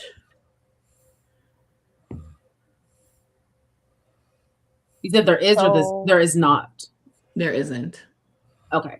Can I guess since I didn't turn my broom into a ship, can I use my broom to drop people off? Yeah. Okay. I will, because I also have to drive it. I'm going to take, I'm going to grab Gia and get her to help me, see who this person is. Like if they're dangerous, because they're there. Okay. Just in case they attack, you might as well get the strongest person here. Okay. You and Gia will fly up to break leg point. As you come into focus, and actually as you get closer and you see the person who's standing there, you notice a couple of things. First thing you notice is that the warden's camper van is gone. Uh-oh. Great. Wonderful. Oh, no. Second thing you notice is this person is standing here, but he's like standing here as if he's frozen in place. Like he's not moving a muscle. And as you get closer, you realize it's because he can't move a muscle. He also looks ragged. It looks like he's been standing here for maybe hours, maybe days, you don't know. You can, as you like come close and like get so close that you're like on the edge of the point of the cliff, you can see that he has a broken shin bone that is literally like jutting out of his leg, but he's standing. His clothes are tattered. He's bleeding from his face. He looks mortified and terrified. But also, as you guys land in front of him and see that it is the assistant director, Nestor, he begins to fully cry, and he looks like hopeful, but his lips are chapped, and you can see that he kind of has some scratches on his body as if maybe that he's been worn by the weather, and he still can't move, but you can see on his eyes that he's like surprised and hopeful to have been found and to see you two. Oh. Ugh. Okay. Gia's like hops off the broom. Is he held there by like a spell, or is he tied to something? You don't see that he's tied to anything. I'll say you can assume that this is some sort of spell. Okay.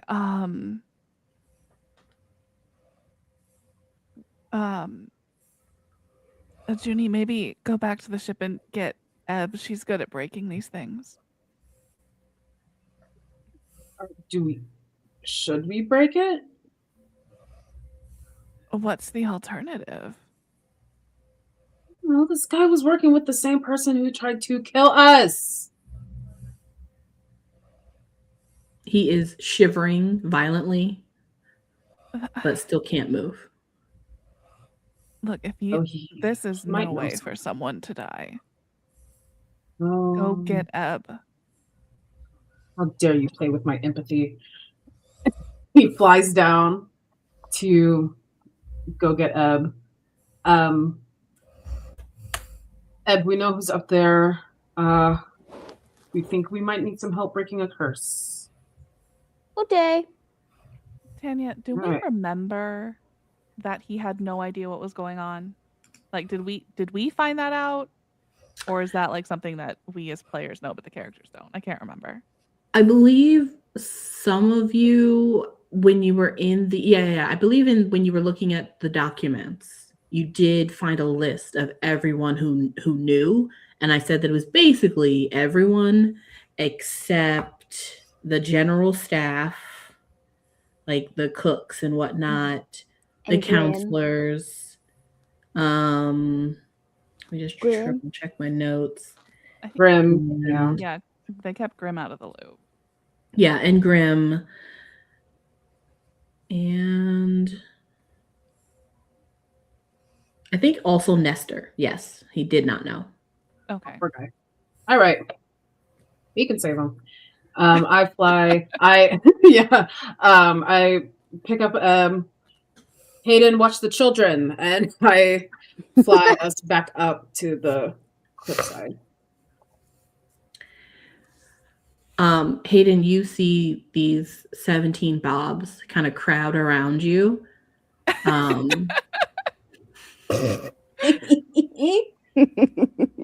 And they're sort of just like waddling, kind of like just getting close to like your legs and then moving around and then like poking you, and they're bored and they want to do stuff. They're my favorite. One of them tries to feed you some of the green sludge. It's like Gotta it's like eat this. it. Yeah, it's like that same logic of like when you're babysitting a toddler. Mm-hmm. They hand you something, he absolutely like takes it and like fakes eating it. Mm-hmm. Yeah, a couple of them immediately try to like run off. They want to explore the ship. You're gonna have your hands full because it's just you and 17 of them, 18. But that's what you guys leave Hayden with as you fly Sorry, back man. up to breakneck point. You set Ebb down. Ebb, you see the exact same thing they all see, but you see something extra immediately. You know what spell this is, and you know whose spell this is. Oh no. Oh man. Oh no. I was hoping to get the broom back before I saw Mom again. That's not good. Oh no. Gia and Ebb? Juni, as you guys set Ebb down, and she kind of talks, she kind of does that. You also see Nestor's eyes shift from like hopeful, oh thank goodness someone found me, to absolute fear, and he cries even more. No, that's not good. That's Oh. not good. No, Stop it's okay. that. We're gonna It's get you just out. It's fine. And I'm gonna try and dispel the spell. Now, you know your mother. Uh-huh. This is not a spell she would just easily allow anyone to dispel. Yeah. So, That makes sense, but I think I probably have fucked around with her statues a couple of times. So That's I feel true. like I know this spell. well, let's see. Are you going to communicate to Gia and Juni what you're doing?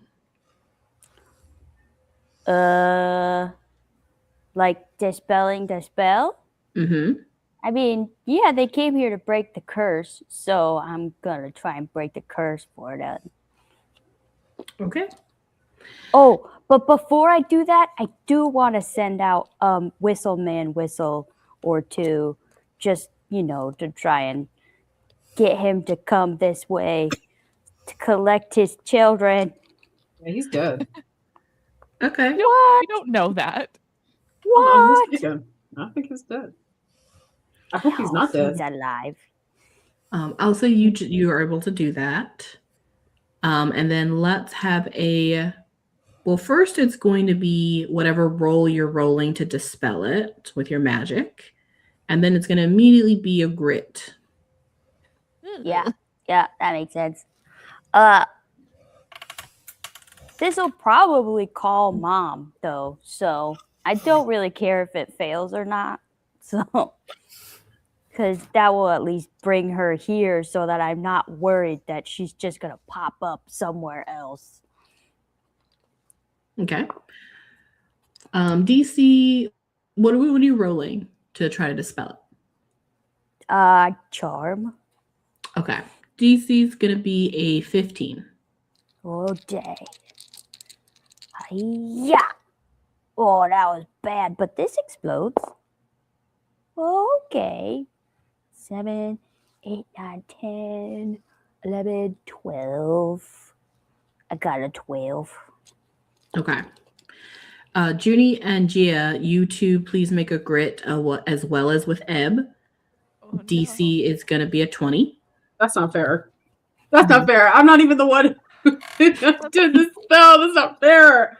no. That's a Sorry. 4. Does Ooh, I'm Hayden so glad I still got a have long to, rest. Does Hayden still have to roll a d20? No. Oh, yes, yes, he does. Sorry. Damn it. Sorry.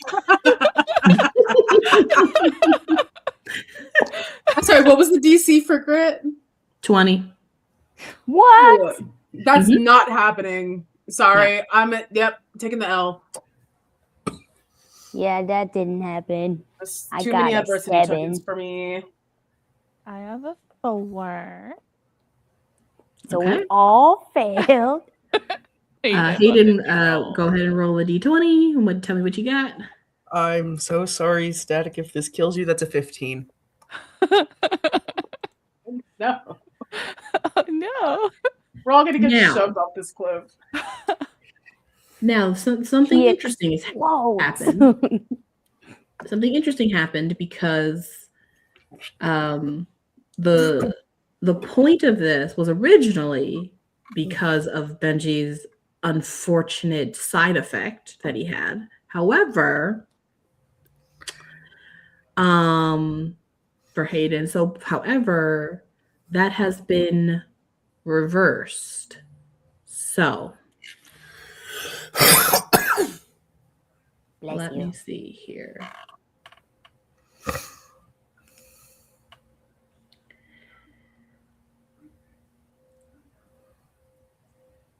So, as you all fail your grit rolls, and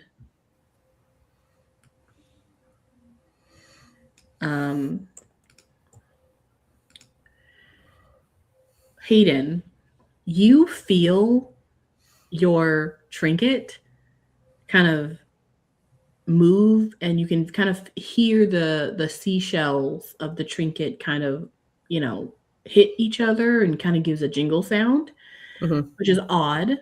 That has only happened once when you were kind of like originally new to this whole thing.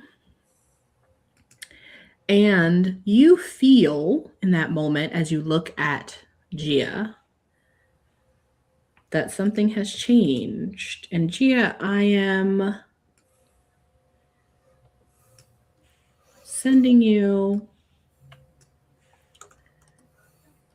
a boon card. Hayden and Gia will now share the same boon. So Hayden, that's Gia sick. now has the same boon card as you do. Oh. The difference here is that she has it when you first got it. So I'll give you a minute to read what that says. Dang, y'all both warlocks now? And instead of a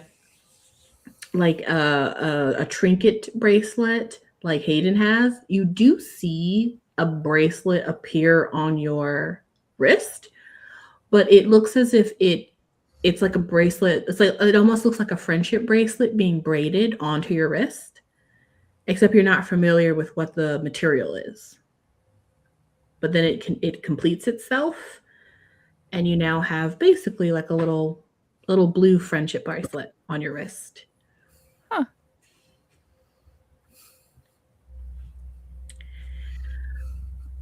Junie, Gia, and Ebb, as you guys fail that grit roll, Ebb, you realize in a millisecond that you have miscalculated what the response would be for your mother's spell. It is Bummer. you are correct. You did correctly identify that this is, one of her horrible spells that is kind of keeping him in a statue-like manner. However, it also had a trigger to it that if anyone tried to undo it, instead of just calling her, because she has no interest in that, she's busy, torturing other people to find her children.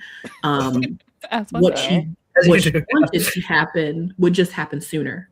So you all watch as Nestor, for a better word, explodes and kind of into black ichor. That's my bad, guys. I'm sorry. I didn't mean to make him explode. Yeah, that was oops.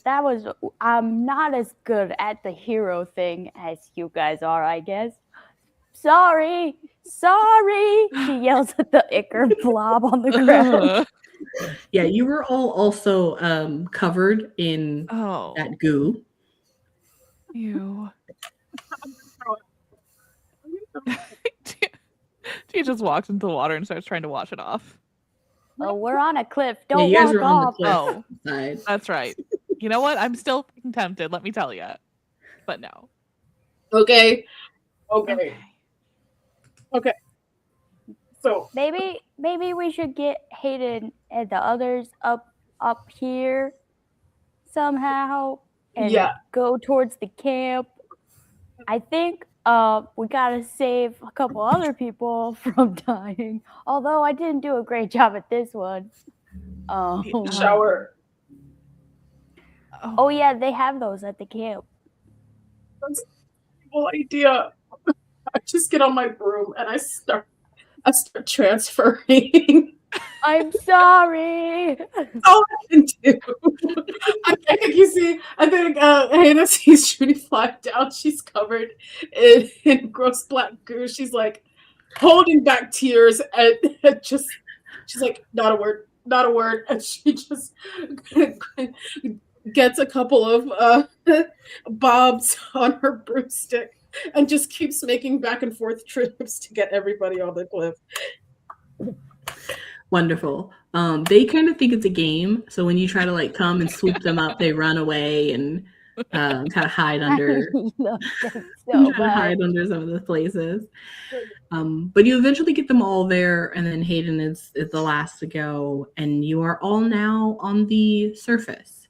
Ebb, in between all of these back and forths that Juni is doing, you do eventually get a response to your whistle. And you do get a low whistle from the whistle man responding. Oh, goodness. I whistle back. And he whistles back.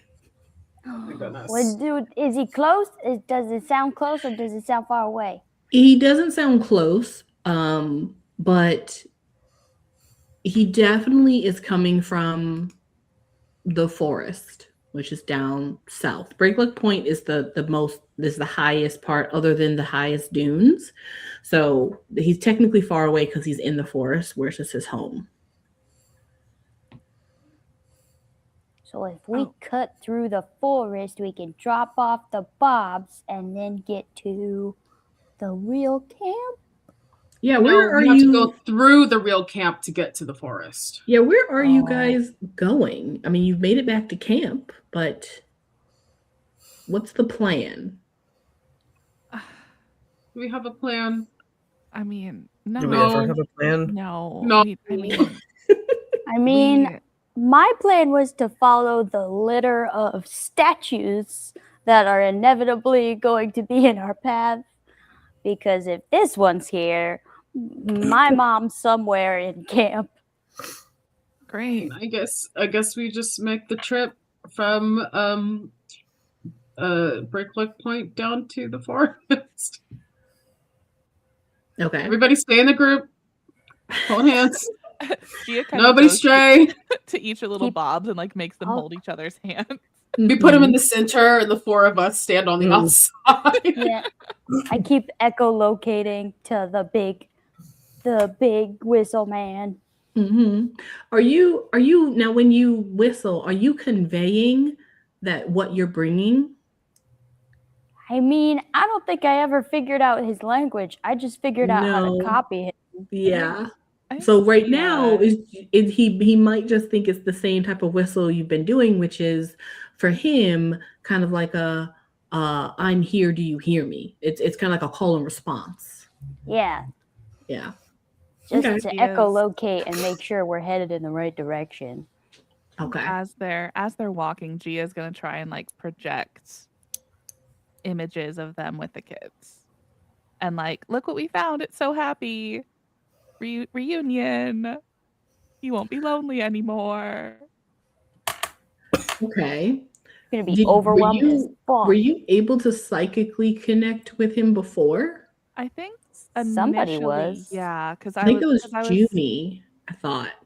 I think I was the I first one did. to do it because, like, I think the first time we met him, I was able to tell that he was lonely and not a threat.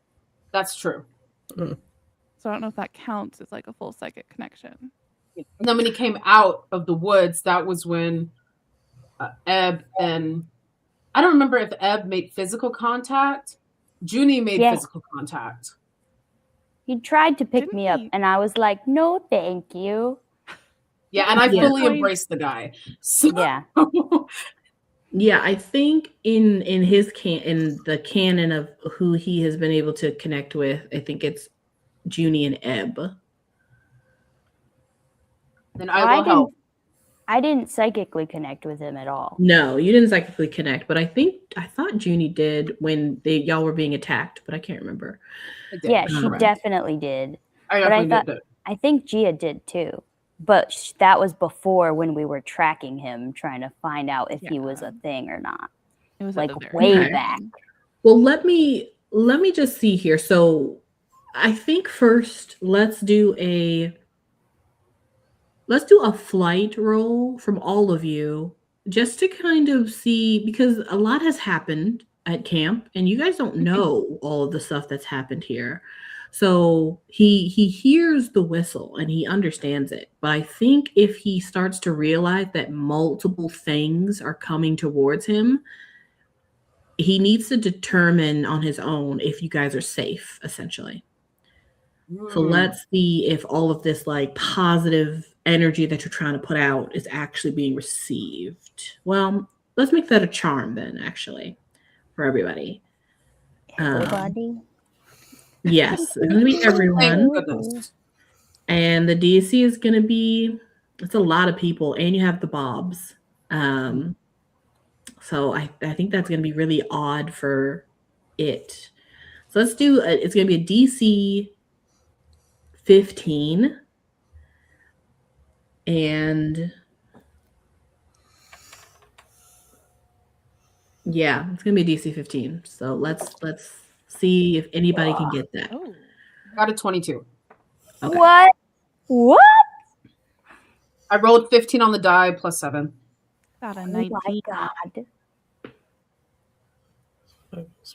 Okay, so a 19, a 22, I got an 11.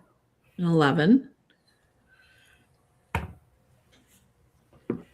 That is a excuse me. That's a 10. A 10. Okay. Yeah, you are all able to convey two things mainly. One, that you are the friends or the humans that he has been in contact with or connected with. But you also convey that you're not Grim, because he also knows who Grim is. And then you also convey pretty well that you are bringing are you conveying these are like little hymns, or are you trying to convey that you think these are his children? I'm trying conveying to little hints because convey- I know yeah. these are not his children. But I know he was lonely. I'm bringing Okay. friends. Yeah, just Okay. small versions of what Okay. he is. So you're also conveying basically a picture of these 18 Bobs, these little baby Goliaths. Yes. I know them. So in cute. a row, like all walking, holding hands in his direction. Like ducks. Yes. And it's going to take you guys a while to get, number one, to the edge of the forest, and then you have to find your way through the forest if he's not at the edge. So it's going to take you guys all day because the camp is huge, and it used to take you about a half a day to like get places. It's going to take you a while to get down there and then get through it. And so when you convey this, you don't get an immediate response, but there's like a long pause as you guys are making your way down. You're walking and you're walking. It's going to take you a while. It's going to take you pretty much the whole day. And about 10 minutes later, you receive another long whistle. And you also see someone flying high in the sky coming towards you all from the forest on a broom. Oh. On a broom. They On a better not broom. be evil. That could be good though. Maybe it's close grim. How close are we to the forest? You're at this point, you're like at the nurse's tent. Ugh, that's not Bless as you. close as I want. I'm gonna fly up and see who it is. So I get on my broomstick and I fly up to meet whoever this No, is. no, take me with you. I will take the person who can fight with me. No, the person who can fight should be on the ground protecting these little guys. I'll be fine.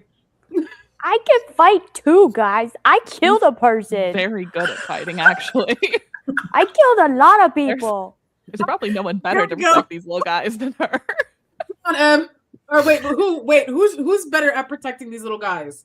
Probably Ebb, Ebb. probably. Ebb is.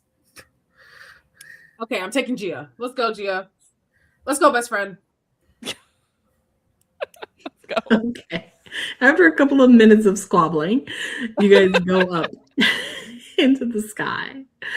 From afar, it's clearly an adult, so it's clearly probably one of the teachers. You can see that. He's going pretty quickly. He can kind of see you guys from afar. It is a guy. And as he gets closer and closer, you do see that it is Grim. Okay, Yells that. that's good. He kind of stops in like midair as you guys are in the air and stops to look at you both and looks down at the ground and looks back at you guys as he looks and sees Ebb and Hayden and the little Bobs. And he just looks at you two. Miss Marino and Aroha, I'm not gonna lie, I thought you both might have been dead. We also thought we were dead, and we also thought you were dead when your thing was gone. We have some more Goliaths to bring to the forest. Yes. I was told. I came right away and he kind of looks around for a moment to just make sure you guys make it all right. It's a long walk. Let's get back down on the ground. I'll go back down. He lands and sees Ebb and Hayden and the little Goliaths. He kind of looks at Ebb and Hayden. He goes, Mr. Valentine, Miss Undertow, wonderful to see you both Hi. alive. Hey, you're the only one that we trust now. It took a lot of convincing, I'm not gonna lie. But I knew you were cool. He kind of just like has like an eyebrow up. He's like, okay. Let's make haste and stick and kind of stay off the road if we can. He kind of looks around again, and we might want to stay away from going near the main office. This way, follow me.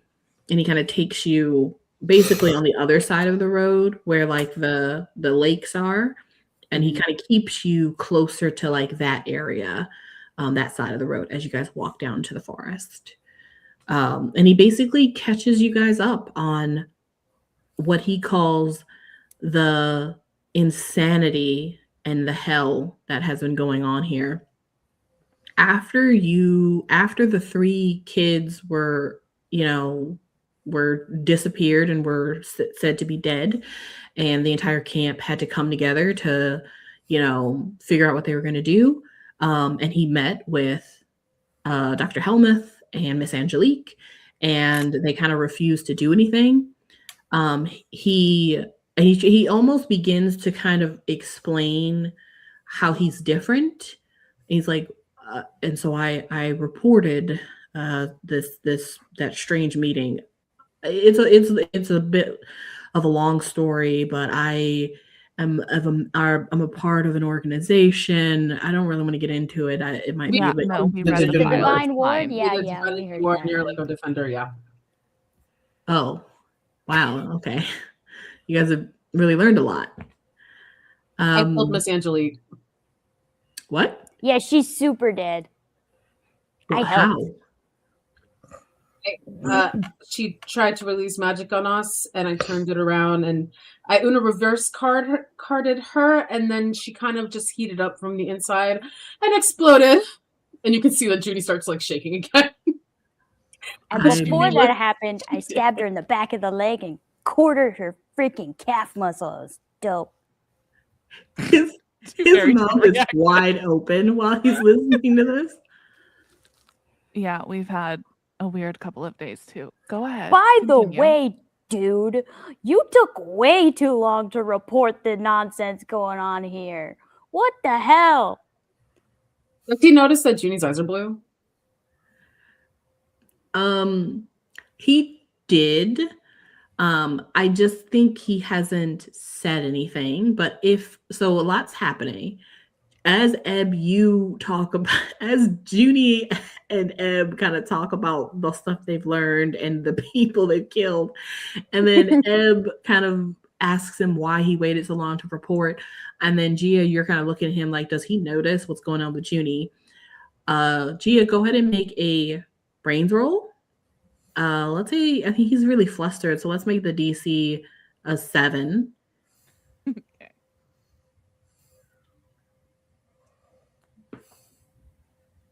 Nine. 10. He definitely noticed. He just has not said anything. And then he kind of looks at Ebb, and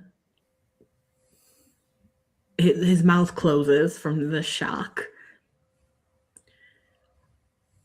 I have reported the strange goings on in the last couple of days since arriving for this year's camp. However, I didn't know a lot of what was going on. Yeah, but the population of Goliaths has taken a huge downturn in like a couple years. That's crazy, man. And you didn't report it at all? I take beef with this. He kind of crosses his arms and looks down at you. You're supposed to be Very- a guardian of the forest. Don't huff at me. I'm a That's not guardian of the nice. sea. And if we had a fish population go down as much as the Goliath population did, we would be sounding all the alarm bells, dude. Yes. Relax, Miss Undertow. Tell me to relax.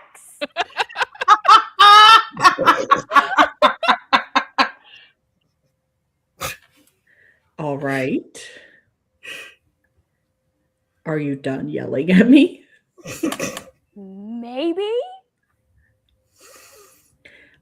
I appreciate your passion.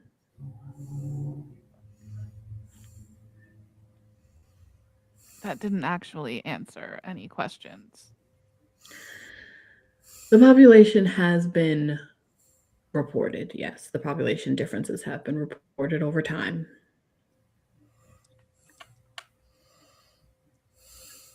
Any And- other questions? Have you seen my mom? She was here. No, and I hope to never meet her in these circumstances. Yeah, you better hope you don't meet her in these circumstances. Gia kind of looks at her and Juni's goo-covered bodies and is like, yeah. Do the showers still work? Yes, of course. But let's just get you all down to the forest, get these guys unloaded, and then I will to be honest, there's not many places I can take you. The evacuation was quick but everything's still running. So let's get you down to the forest and we'll go from there. Yeah, let's go. Did you find Melissa and Cinder and Chloe? Yeah, Cleo? we tried Right. to save their bodies, but we didn't get a chance to. They were. They evacuated the facility we were at before we could find them again. That's all right. What facility?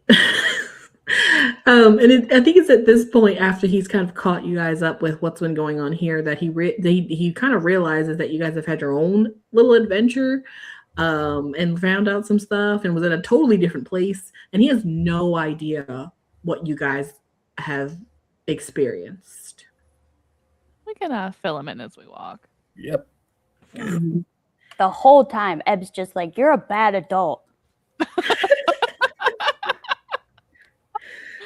He's just kind of like, okay, geez. I'm a warden, not a ward. I did my best. Why am I defending myself to a child? I think she's like, no, this is a pretty standard adult Ebb. This is about what you can All expect. adults are this bad? Man, Yeah. I don't I'm want to not- be an adult ever. I mean, I think they Could try we to test, talk but like about they have to worry about anything else? taxes. He kind of looks over at Hayden. He's like, how are you doing? You know what? This is probably not even the strangest thing you've heard at this point now. For a child who just went from not breathing at all to breathing once again yesterday, I've been better. What has happened to you? I thought you just kind of got kidnapped. Yeah, no, the kids are We not kinda all right, did. Grim. You're not wrong. I All watched right. my clone die. What? I'm gonna need Yeah. therapy. Hayden did die, Hayden did die. He did, but This he's is- back to life now, so that's good. which, This is a I lot. have questions about as well, but we really haven't had time to hash it out. And her eyes are fucking weird. I know you noticed. Hey, but Don't the say that. French I haven't even population seen is it back yet. up. Is it really that bad? I mean, they're very They're pretty, but they're pretty. not human. Okay, all right. Let's all It's okay, Junie. I Let's- don't have human eyes, and I like them. You like them. They'll look really pretty if you put the stuff on your eyes that like the teenage girls do, like the mascara and stuff. They'll look really crazy pretty. the mascara. He kind of stops. You guys have been walking pretty much all day with the little bobs, and you're almost at the forest edge. And he kind of stops for a second after you've regaled him with everything that's been going on with you guys. And he's just kind of like, oh my gosh, that's incredible. I didn't know any of that was going on. Clearly, I'm gonna whistle for the whistle man. You hear a response. He sounds like he's in the forest, not on the edge, probably for his own safety. But he responds, and he's waiting. But Grim kind of goes, and you guys said that the divinity ward is on their way.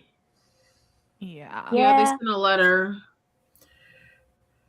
We were hoping they'd get there in time before the evacuation was finished, but they didn't, I don't think. I kind of ruined that. Sorry. Don't That's worry. okay. They I have a hard drive of all of their evidence. wow. You kids really did a lot of amazing things. Yeah, we're gonna need therapy and some ice cream. I can get you the ice cream. I do like ice That's cream. fair. It's a good Yeah. first step. But let's go see how big guy is doing, and we'll get you guys cleaned up, and we'll figure out something. And you guys finally make it to the forest, and he walks in first, and you guys kind of follow as he kind of goes down the path. And you guys are in the Rhea forest, and he is actually headed towards like way in the back of the forest where there are some old ruins, and that is where he's kind of been hiding the Goliath out there. And all the little bobs kind of stand as you guys get to the ruins there, and you watch as the Goliath kind of comes and has to dip his head under to get in the door or out the door of the ruins, and he towers over all of you, and you all watch as like the little baby Goliath like look way up as he gets closer. And then he just sort of stops. And you watch Grim kind of do something where it's clear that he's having a psychic conversation with that Goliath. And then he turns to have a psychic conversation with the baby Goliaths, just so that they kind of all understand that they are the same species and that this is their home, and that the big guy will make sure that they get acclimated. And then he kind of turns to you guys. Thank you all. This is going to be an amazing space for them. It's been kept intact all these years. Hard work, but he'll be glad to teach them all he knows here.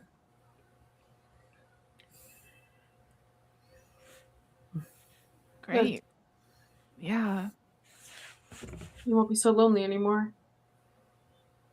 Yeah.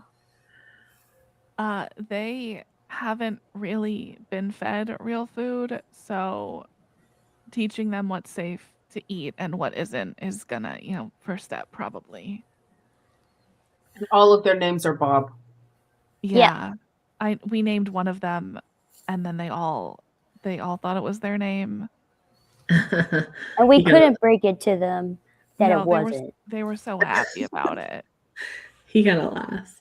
Yes. At this gestation period of their lives, they have more of like a hive mind, but it eventually, in their adolescence, breaks into individual consciousness. So I'm sure they'll name each other, as they get older. But it's fine. And they're kind of just like walking around, picking up sticks. Rolling around in the dirt, trying to figure out what all this stuff is. And you can kind of see the big Goliath kind of he doesn't get into their space, but he just kind of walks around and like keeps them all in his sights. And then when they do something, you can see that one of them will look up at him, and you can see that he's psychically talking to them, like telling them that's a stick. That's dirt. Don't eat that though. That's, like you can see though that's kind of happening. One of them just drops a rock out of its mouth. Yeah.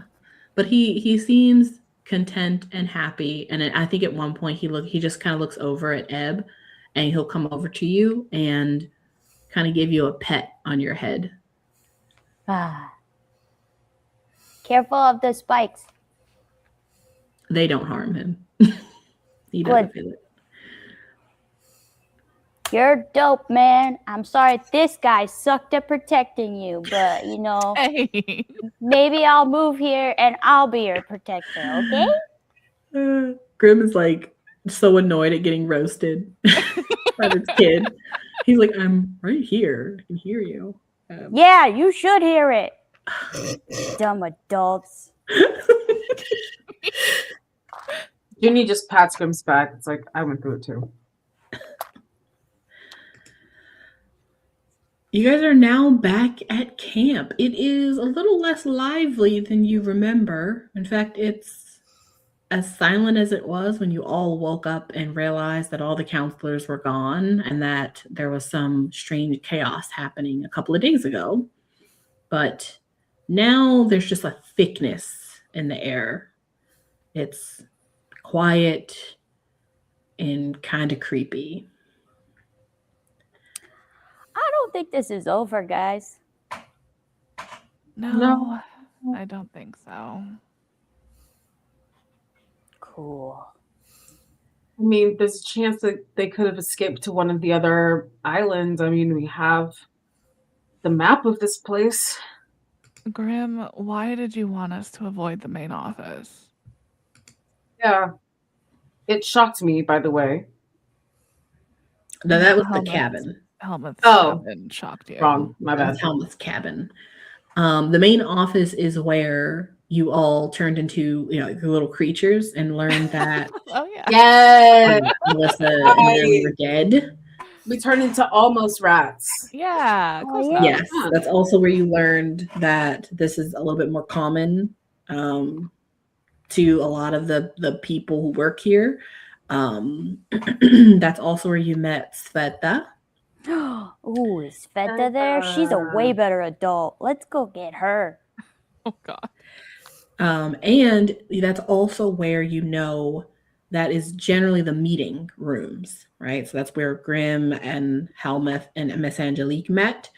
And if I guess she was going to go anywhere, if she didn't just immediately leave, she would most likely go there to make sure everything gets finished up. However, he does kind of look at you guys and he's just kind of like, well, everything happened very quickly, but I was able to relocate my trailer, make sure that the Goliath was back in the woods, and I warded off the woods, as well as some other places that are sacred to the land, because that is my number one priority. And then I watched as they carted off the remaining kids and counselors back on the buses, back to, their homes, ending the Oh, I'm camp. sure they went back to their homes. Yeah, that's definitely where they ended up. Ending the camp a day early. And then they had all the staff meet at the main office. All the remaining staff meet at the main office. But based on what I can kind of tell is happening here, I wouldn't suggest going to the main office. So who wants to go doctor hunting? Yeah. Yeah, I do. Yeah? Yeah? Yeah. Yeah? Yeah. Uh-huh. Yeah. Still have people to save. All right. Good luck. And Dang. you're really just gonna leave us to our own devices? That's messed up, Grim. Useless adult. That's Let's messed up. go. No, I'm okay, not. no. I've explained that I'm not gonna go. No, I it's don't fine. know. Just whatever. We'll No. just die again. It's fine. Don't. It's no. fine. Just They- call the people who are better than you to come help us. That sounds better. I mean, we could Yeah. just wait if you say that the wards are If on we the way. wait, If we wait, then everybody dies. She destroys all her experiments, and that's it. And that's it. So, no. Well, I can't be in two places at once. No, you should stay here. Yes. You need to keep these guys safe now. That's what you're good that's at. your job. And we're good at dying, so we're gonna go. Okay, we're done dying. But we did it so well. Well, He's gonna Look. stay here. We're gonna get cleaned off because this is disgusting, and then we're gonna go wreck someone's night. If you guys can make it up to the staff cabin, I have warded that off as well. And so there should be hot water, food, things like Weapons? that still intact. It's right near the archery supply shack, so there's probably some bows in there. Yes. yeah. Couldn't hurt. All right. Well,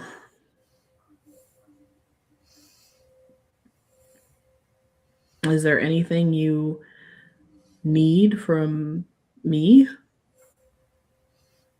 Yes. I need you to tell Ebb that the protection rune you told me about is legit. He kind of looks over at you. Ebb? Well, yes, of course. All of the runes are protective runes. That's the point of them. There you go. How am I supposed to believe this, dude? Do you believe me? Yeah. And he's the one whistle that man has been promised safe? you. The whistle man has I been turn to safe. the whistle man and I go over and I hold his hand and I make a psychic connection and I'm like, can you please tell Ebb that the runes on the trees are protection runes? Interesting. Okay. Go ahead and make I think that's going to be a charm roll. DC is going to be a 10. That's great. That's going to be a 20. Wow. He doesn't quite understand runes, but you're able to convey to him that you're talking about what Grimm does for the land. And so he doesn't necessarily, so he basically is like, he does convey to you, Ebb, that yes, this man, Grimm, like protects the land. Yes. Okay. There. Now. He does a bad job though. And do you have any explosion runes? He sort of kind of thinks about it. Not really explosion runes. I have more like protective bubble runes. I think I actually already taught that though in one of my classes. Yeah, I didn't go to any of the classes because they were dumb and stupid. Also, what was I gonna ask? I was gonna ask something else. What was it? Nope, don't remember. Oh, I remember. The runes, are they connected to one of the goddesses? One of the goddesses? Yeah, You mean the the- magics. You mean the three goddesses? Yeah, the three that live here. Oh, you all learned about those too. Yeah, we know everything. Everything, and apparently some of us are connected to them. That's At why this- Juni's Who? fancy. At you saying that, his eyebrows go up. Oh. And then he's looking directly at you, Juni. Uh-huh. I see. Yeah, the paper said me looking through the episode notes trying to find the name of this lady. Yeah, it says something about I might have been, I forgot the exact wording. Was it What are you chosen? looking for? The experiment notes? Yeah, what was the word that they used? Gifted, or what was that word? It was confirmed. Oh. Hyperon.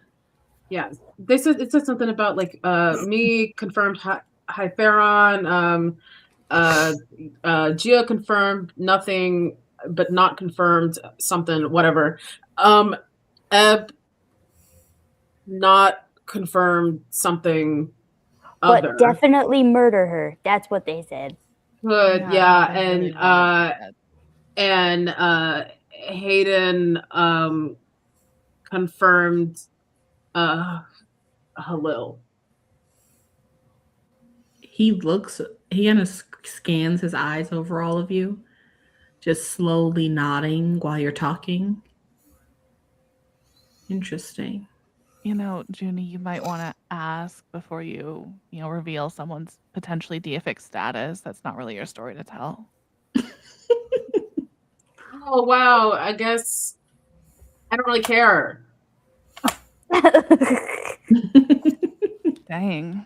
You kiss a guy and then you think you have the right to tell his story. You guys kissed?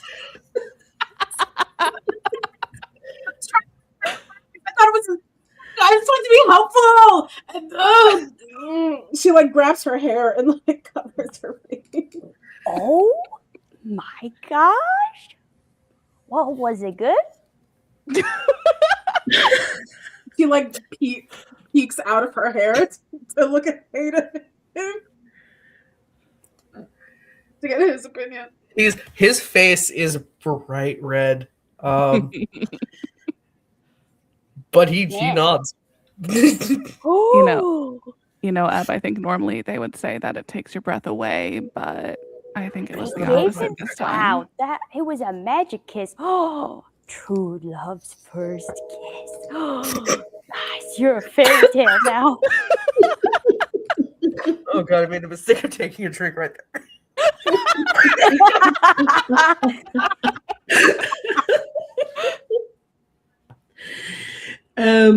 He is just kind of watching this, and you can kind of tell that his face has just kind of stayed the same this whole time as you've been telling him about this.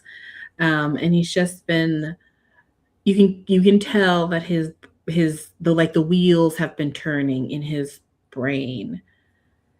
He just goes, okay, well, this is all good to know. Yes. Now he wants to kidnap us for the Divinity War. I see right through you, you terrible adult. Just remind you, I did blow up Miss Angelique from the inside. He looks at Ebb and he's like, no, I'm not gonna. Why do you hate me so much? I'm not gonna. No, I don't I don't kidnap people. No, but this is very interesting. So yes, the runes are they are runes that are used with the breath of Hypharon as a blessing, I guess you could say. She gave her. Junie uses the runes. She could do super runes.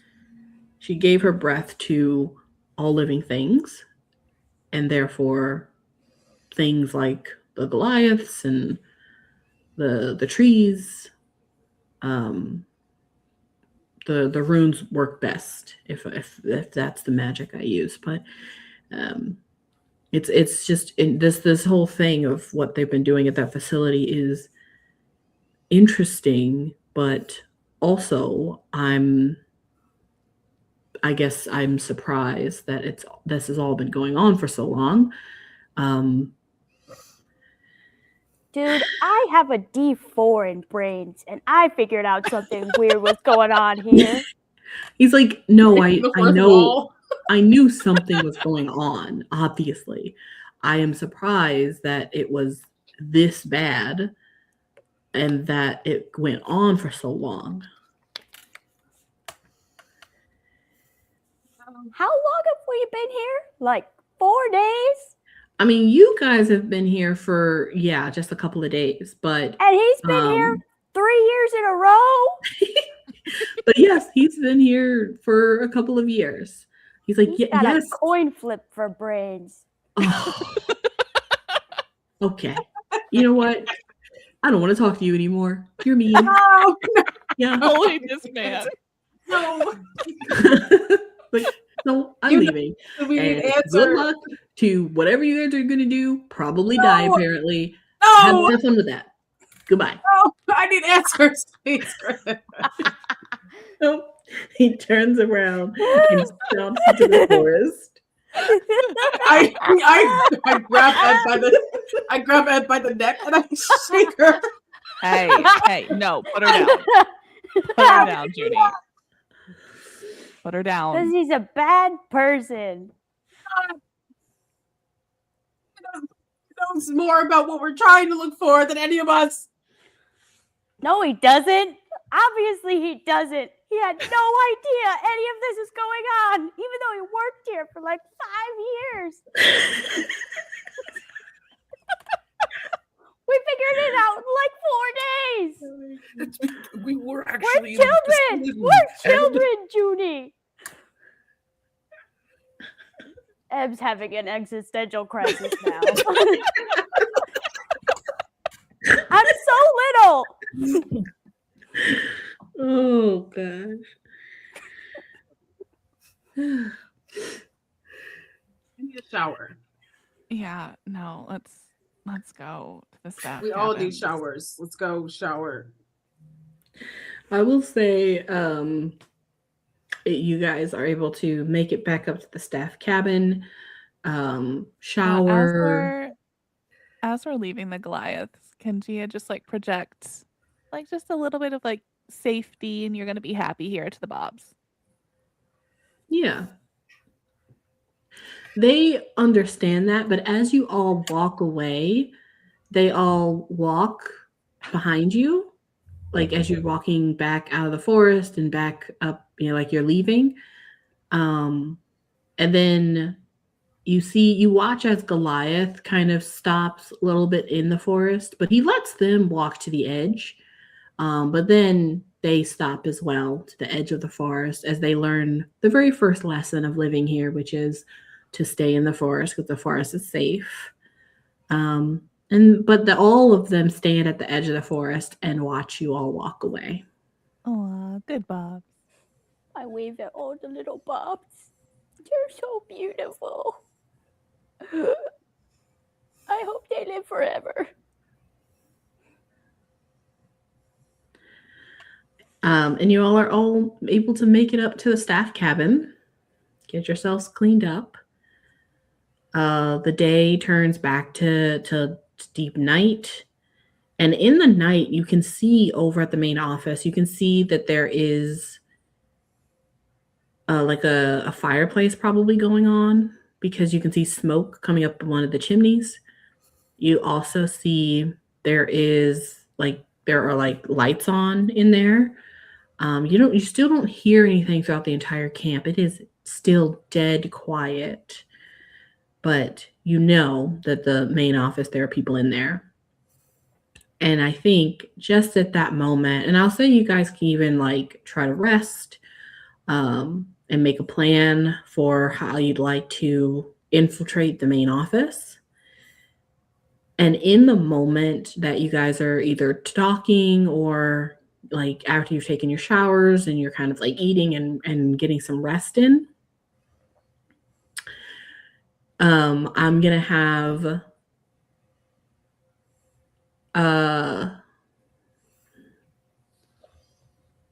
Ebb. Actually, I don't think I need to do another roll, but I'm going to do another one just in case. Let me have you go ahead and roll a grit roll. What are you all doing as you kind of make a plan to, hopefully catch Dr. Helmuth at the main office and end this for once and for all? Your DC is going to be 15. We're doing a heist episode. Maps and stuff. This is the best way in. And you should wear this disguise. Montage. Grit, you said? Mm-hmm. Oh yeah. Oh no. Oh no. That was a 1 plus 2, a God. 3. Oh no. Okay. You guys are chatting and talking. What is your plan for whatever you're going to do next? No idea. Yeah, what's our Uh, plan, brains of the group? Now no. that now Oh, that no. we're not underwater, is Galileo around? Yeah. A baby.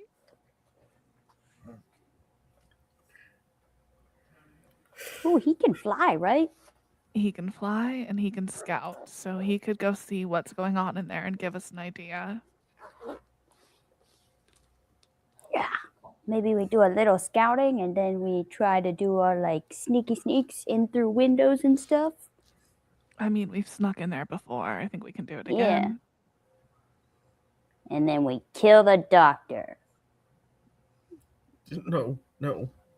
What? Why? No. Again. What? Why? She's the worst person to ever exist. Yes, It and also we knows should- where everyone is. Exactly. Oh. You can't just kill people We out of the torture blue. her. But we have to catch her. I mean, that's Catch her kind and of. torture her. Got it. I think the lady doth protest too much coming from you, Junie. What? Can't just kill people out of the blue that might have, useful information. Yeah, I never killed anybody out of the blue. I got the I- information I needed from Miss Angelique before I killed her. Oh, really? On What accident, information did you by the get way. out of her? I also did not. Sorry, mean to kill did I this not little get all one. of the files off of the computer? That wasn't from her. Who knows what she could have told us if she hadn't been microwaved? You know what? I'm Dude. gonna go sit over there. And she Also, goes to a if she corner. hadn't have been microwaved, then we would have been microwaved. So I think this is better. I am glad that you haven't been microwaved. It's okay. I'm gonna sit in the corner. I see my efforts aren't appreciated, and I'm just gonna sit here and try not to go into a panic. And she's like, petting her familiar.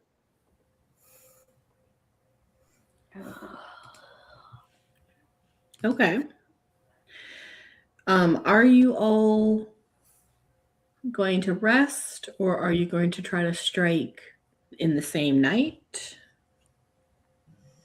I mean, Mm. personally, I feel like the speed is of the essence. But We could at least send, Speed is of the Galileo essence, out but we don't want to tonight. go in unprepared. yeah, but every second she gets to herself is another second she can destroy evidence. Just saying. Well, we send Galileo out, see what he can see, and then make a timeline from there. Agreed. Fair point. While Galileo's scouting, we could be Oh. getting weapons together, Yeah. decide what to do with our magic. Yeah. Yeah. That works. Yep, get weapons together. Good idea. All right. Sounds like you've all made a plan. As you are having this final conversation and you are about to move forward with whatever you're going to do next, Ebb, you hear a crack of wood as if it's something has split. And you look down.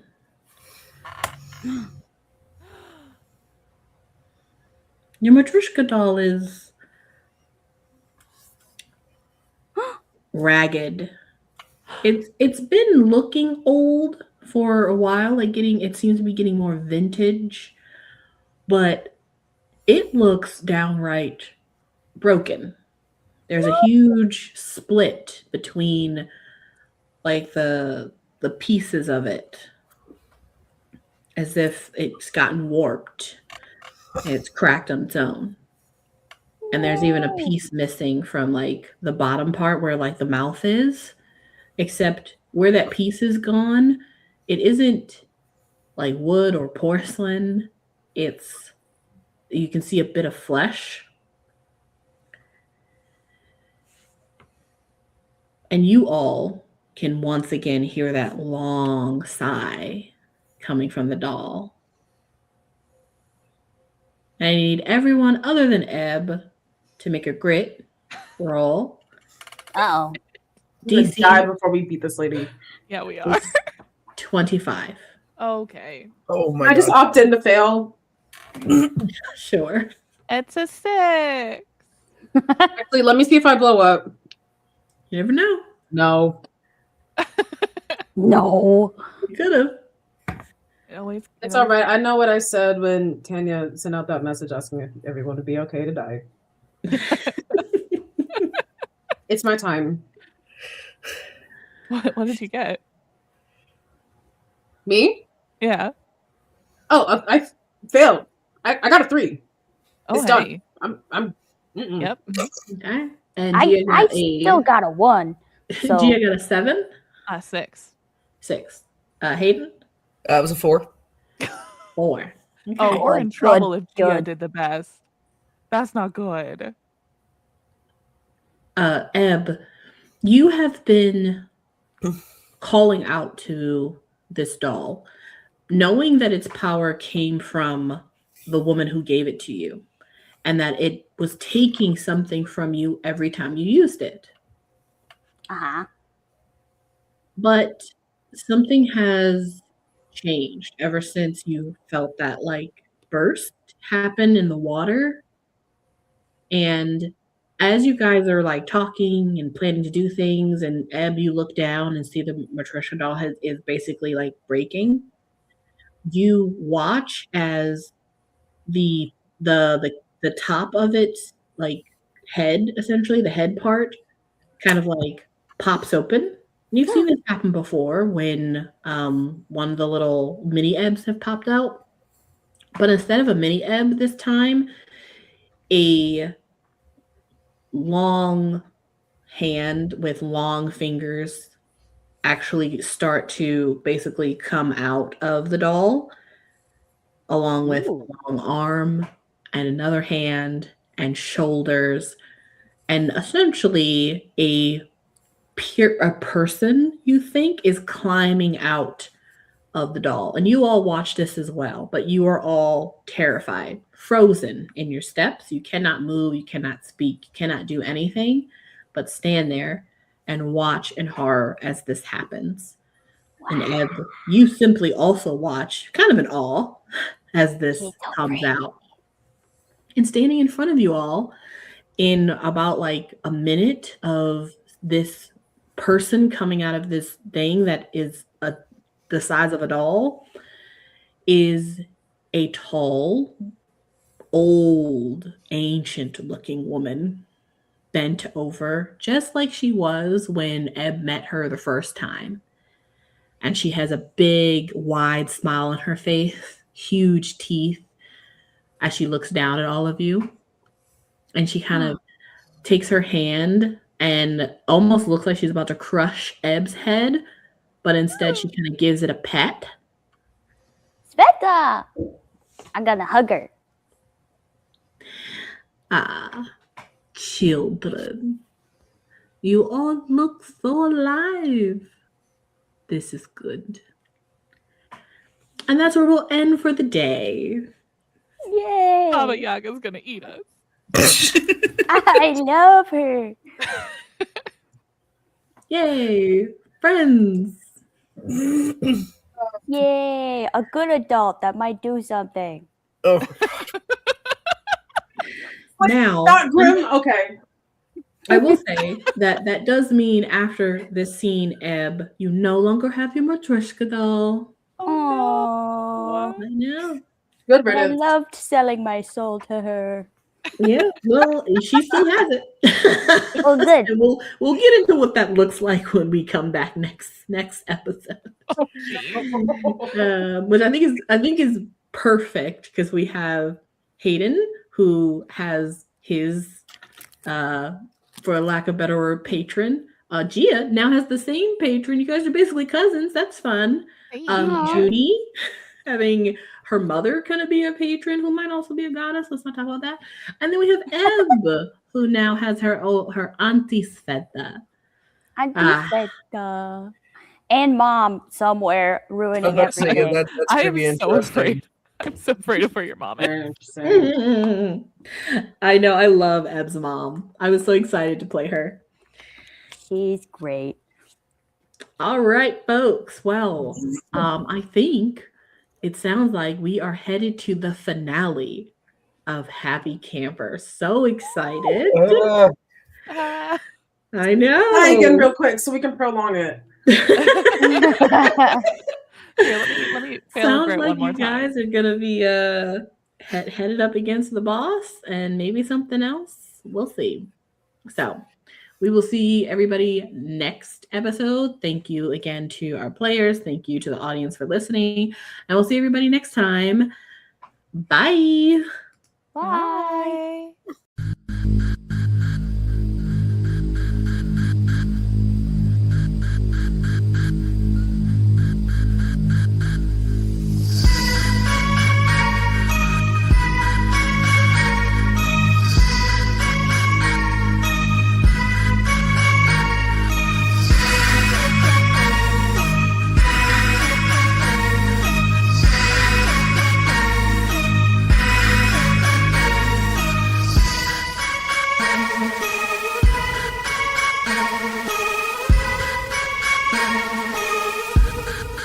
Bye.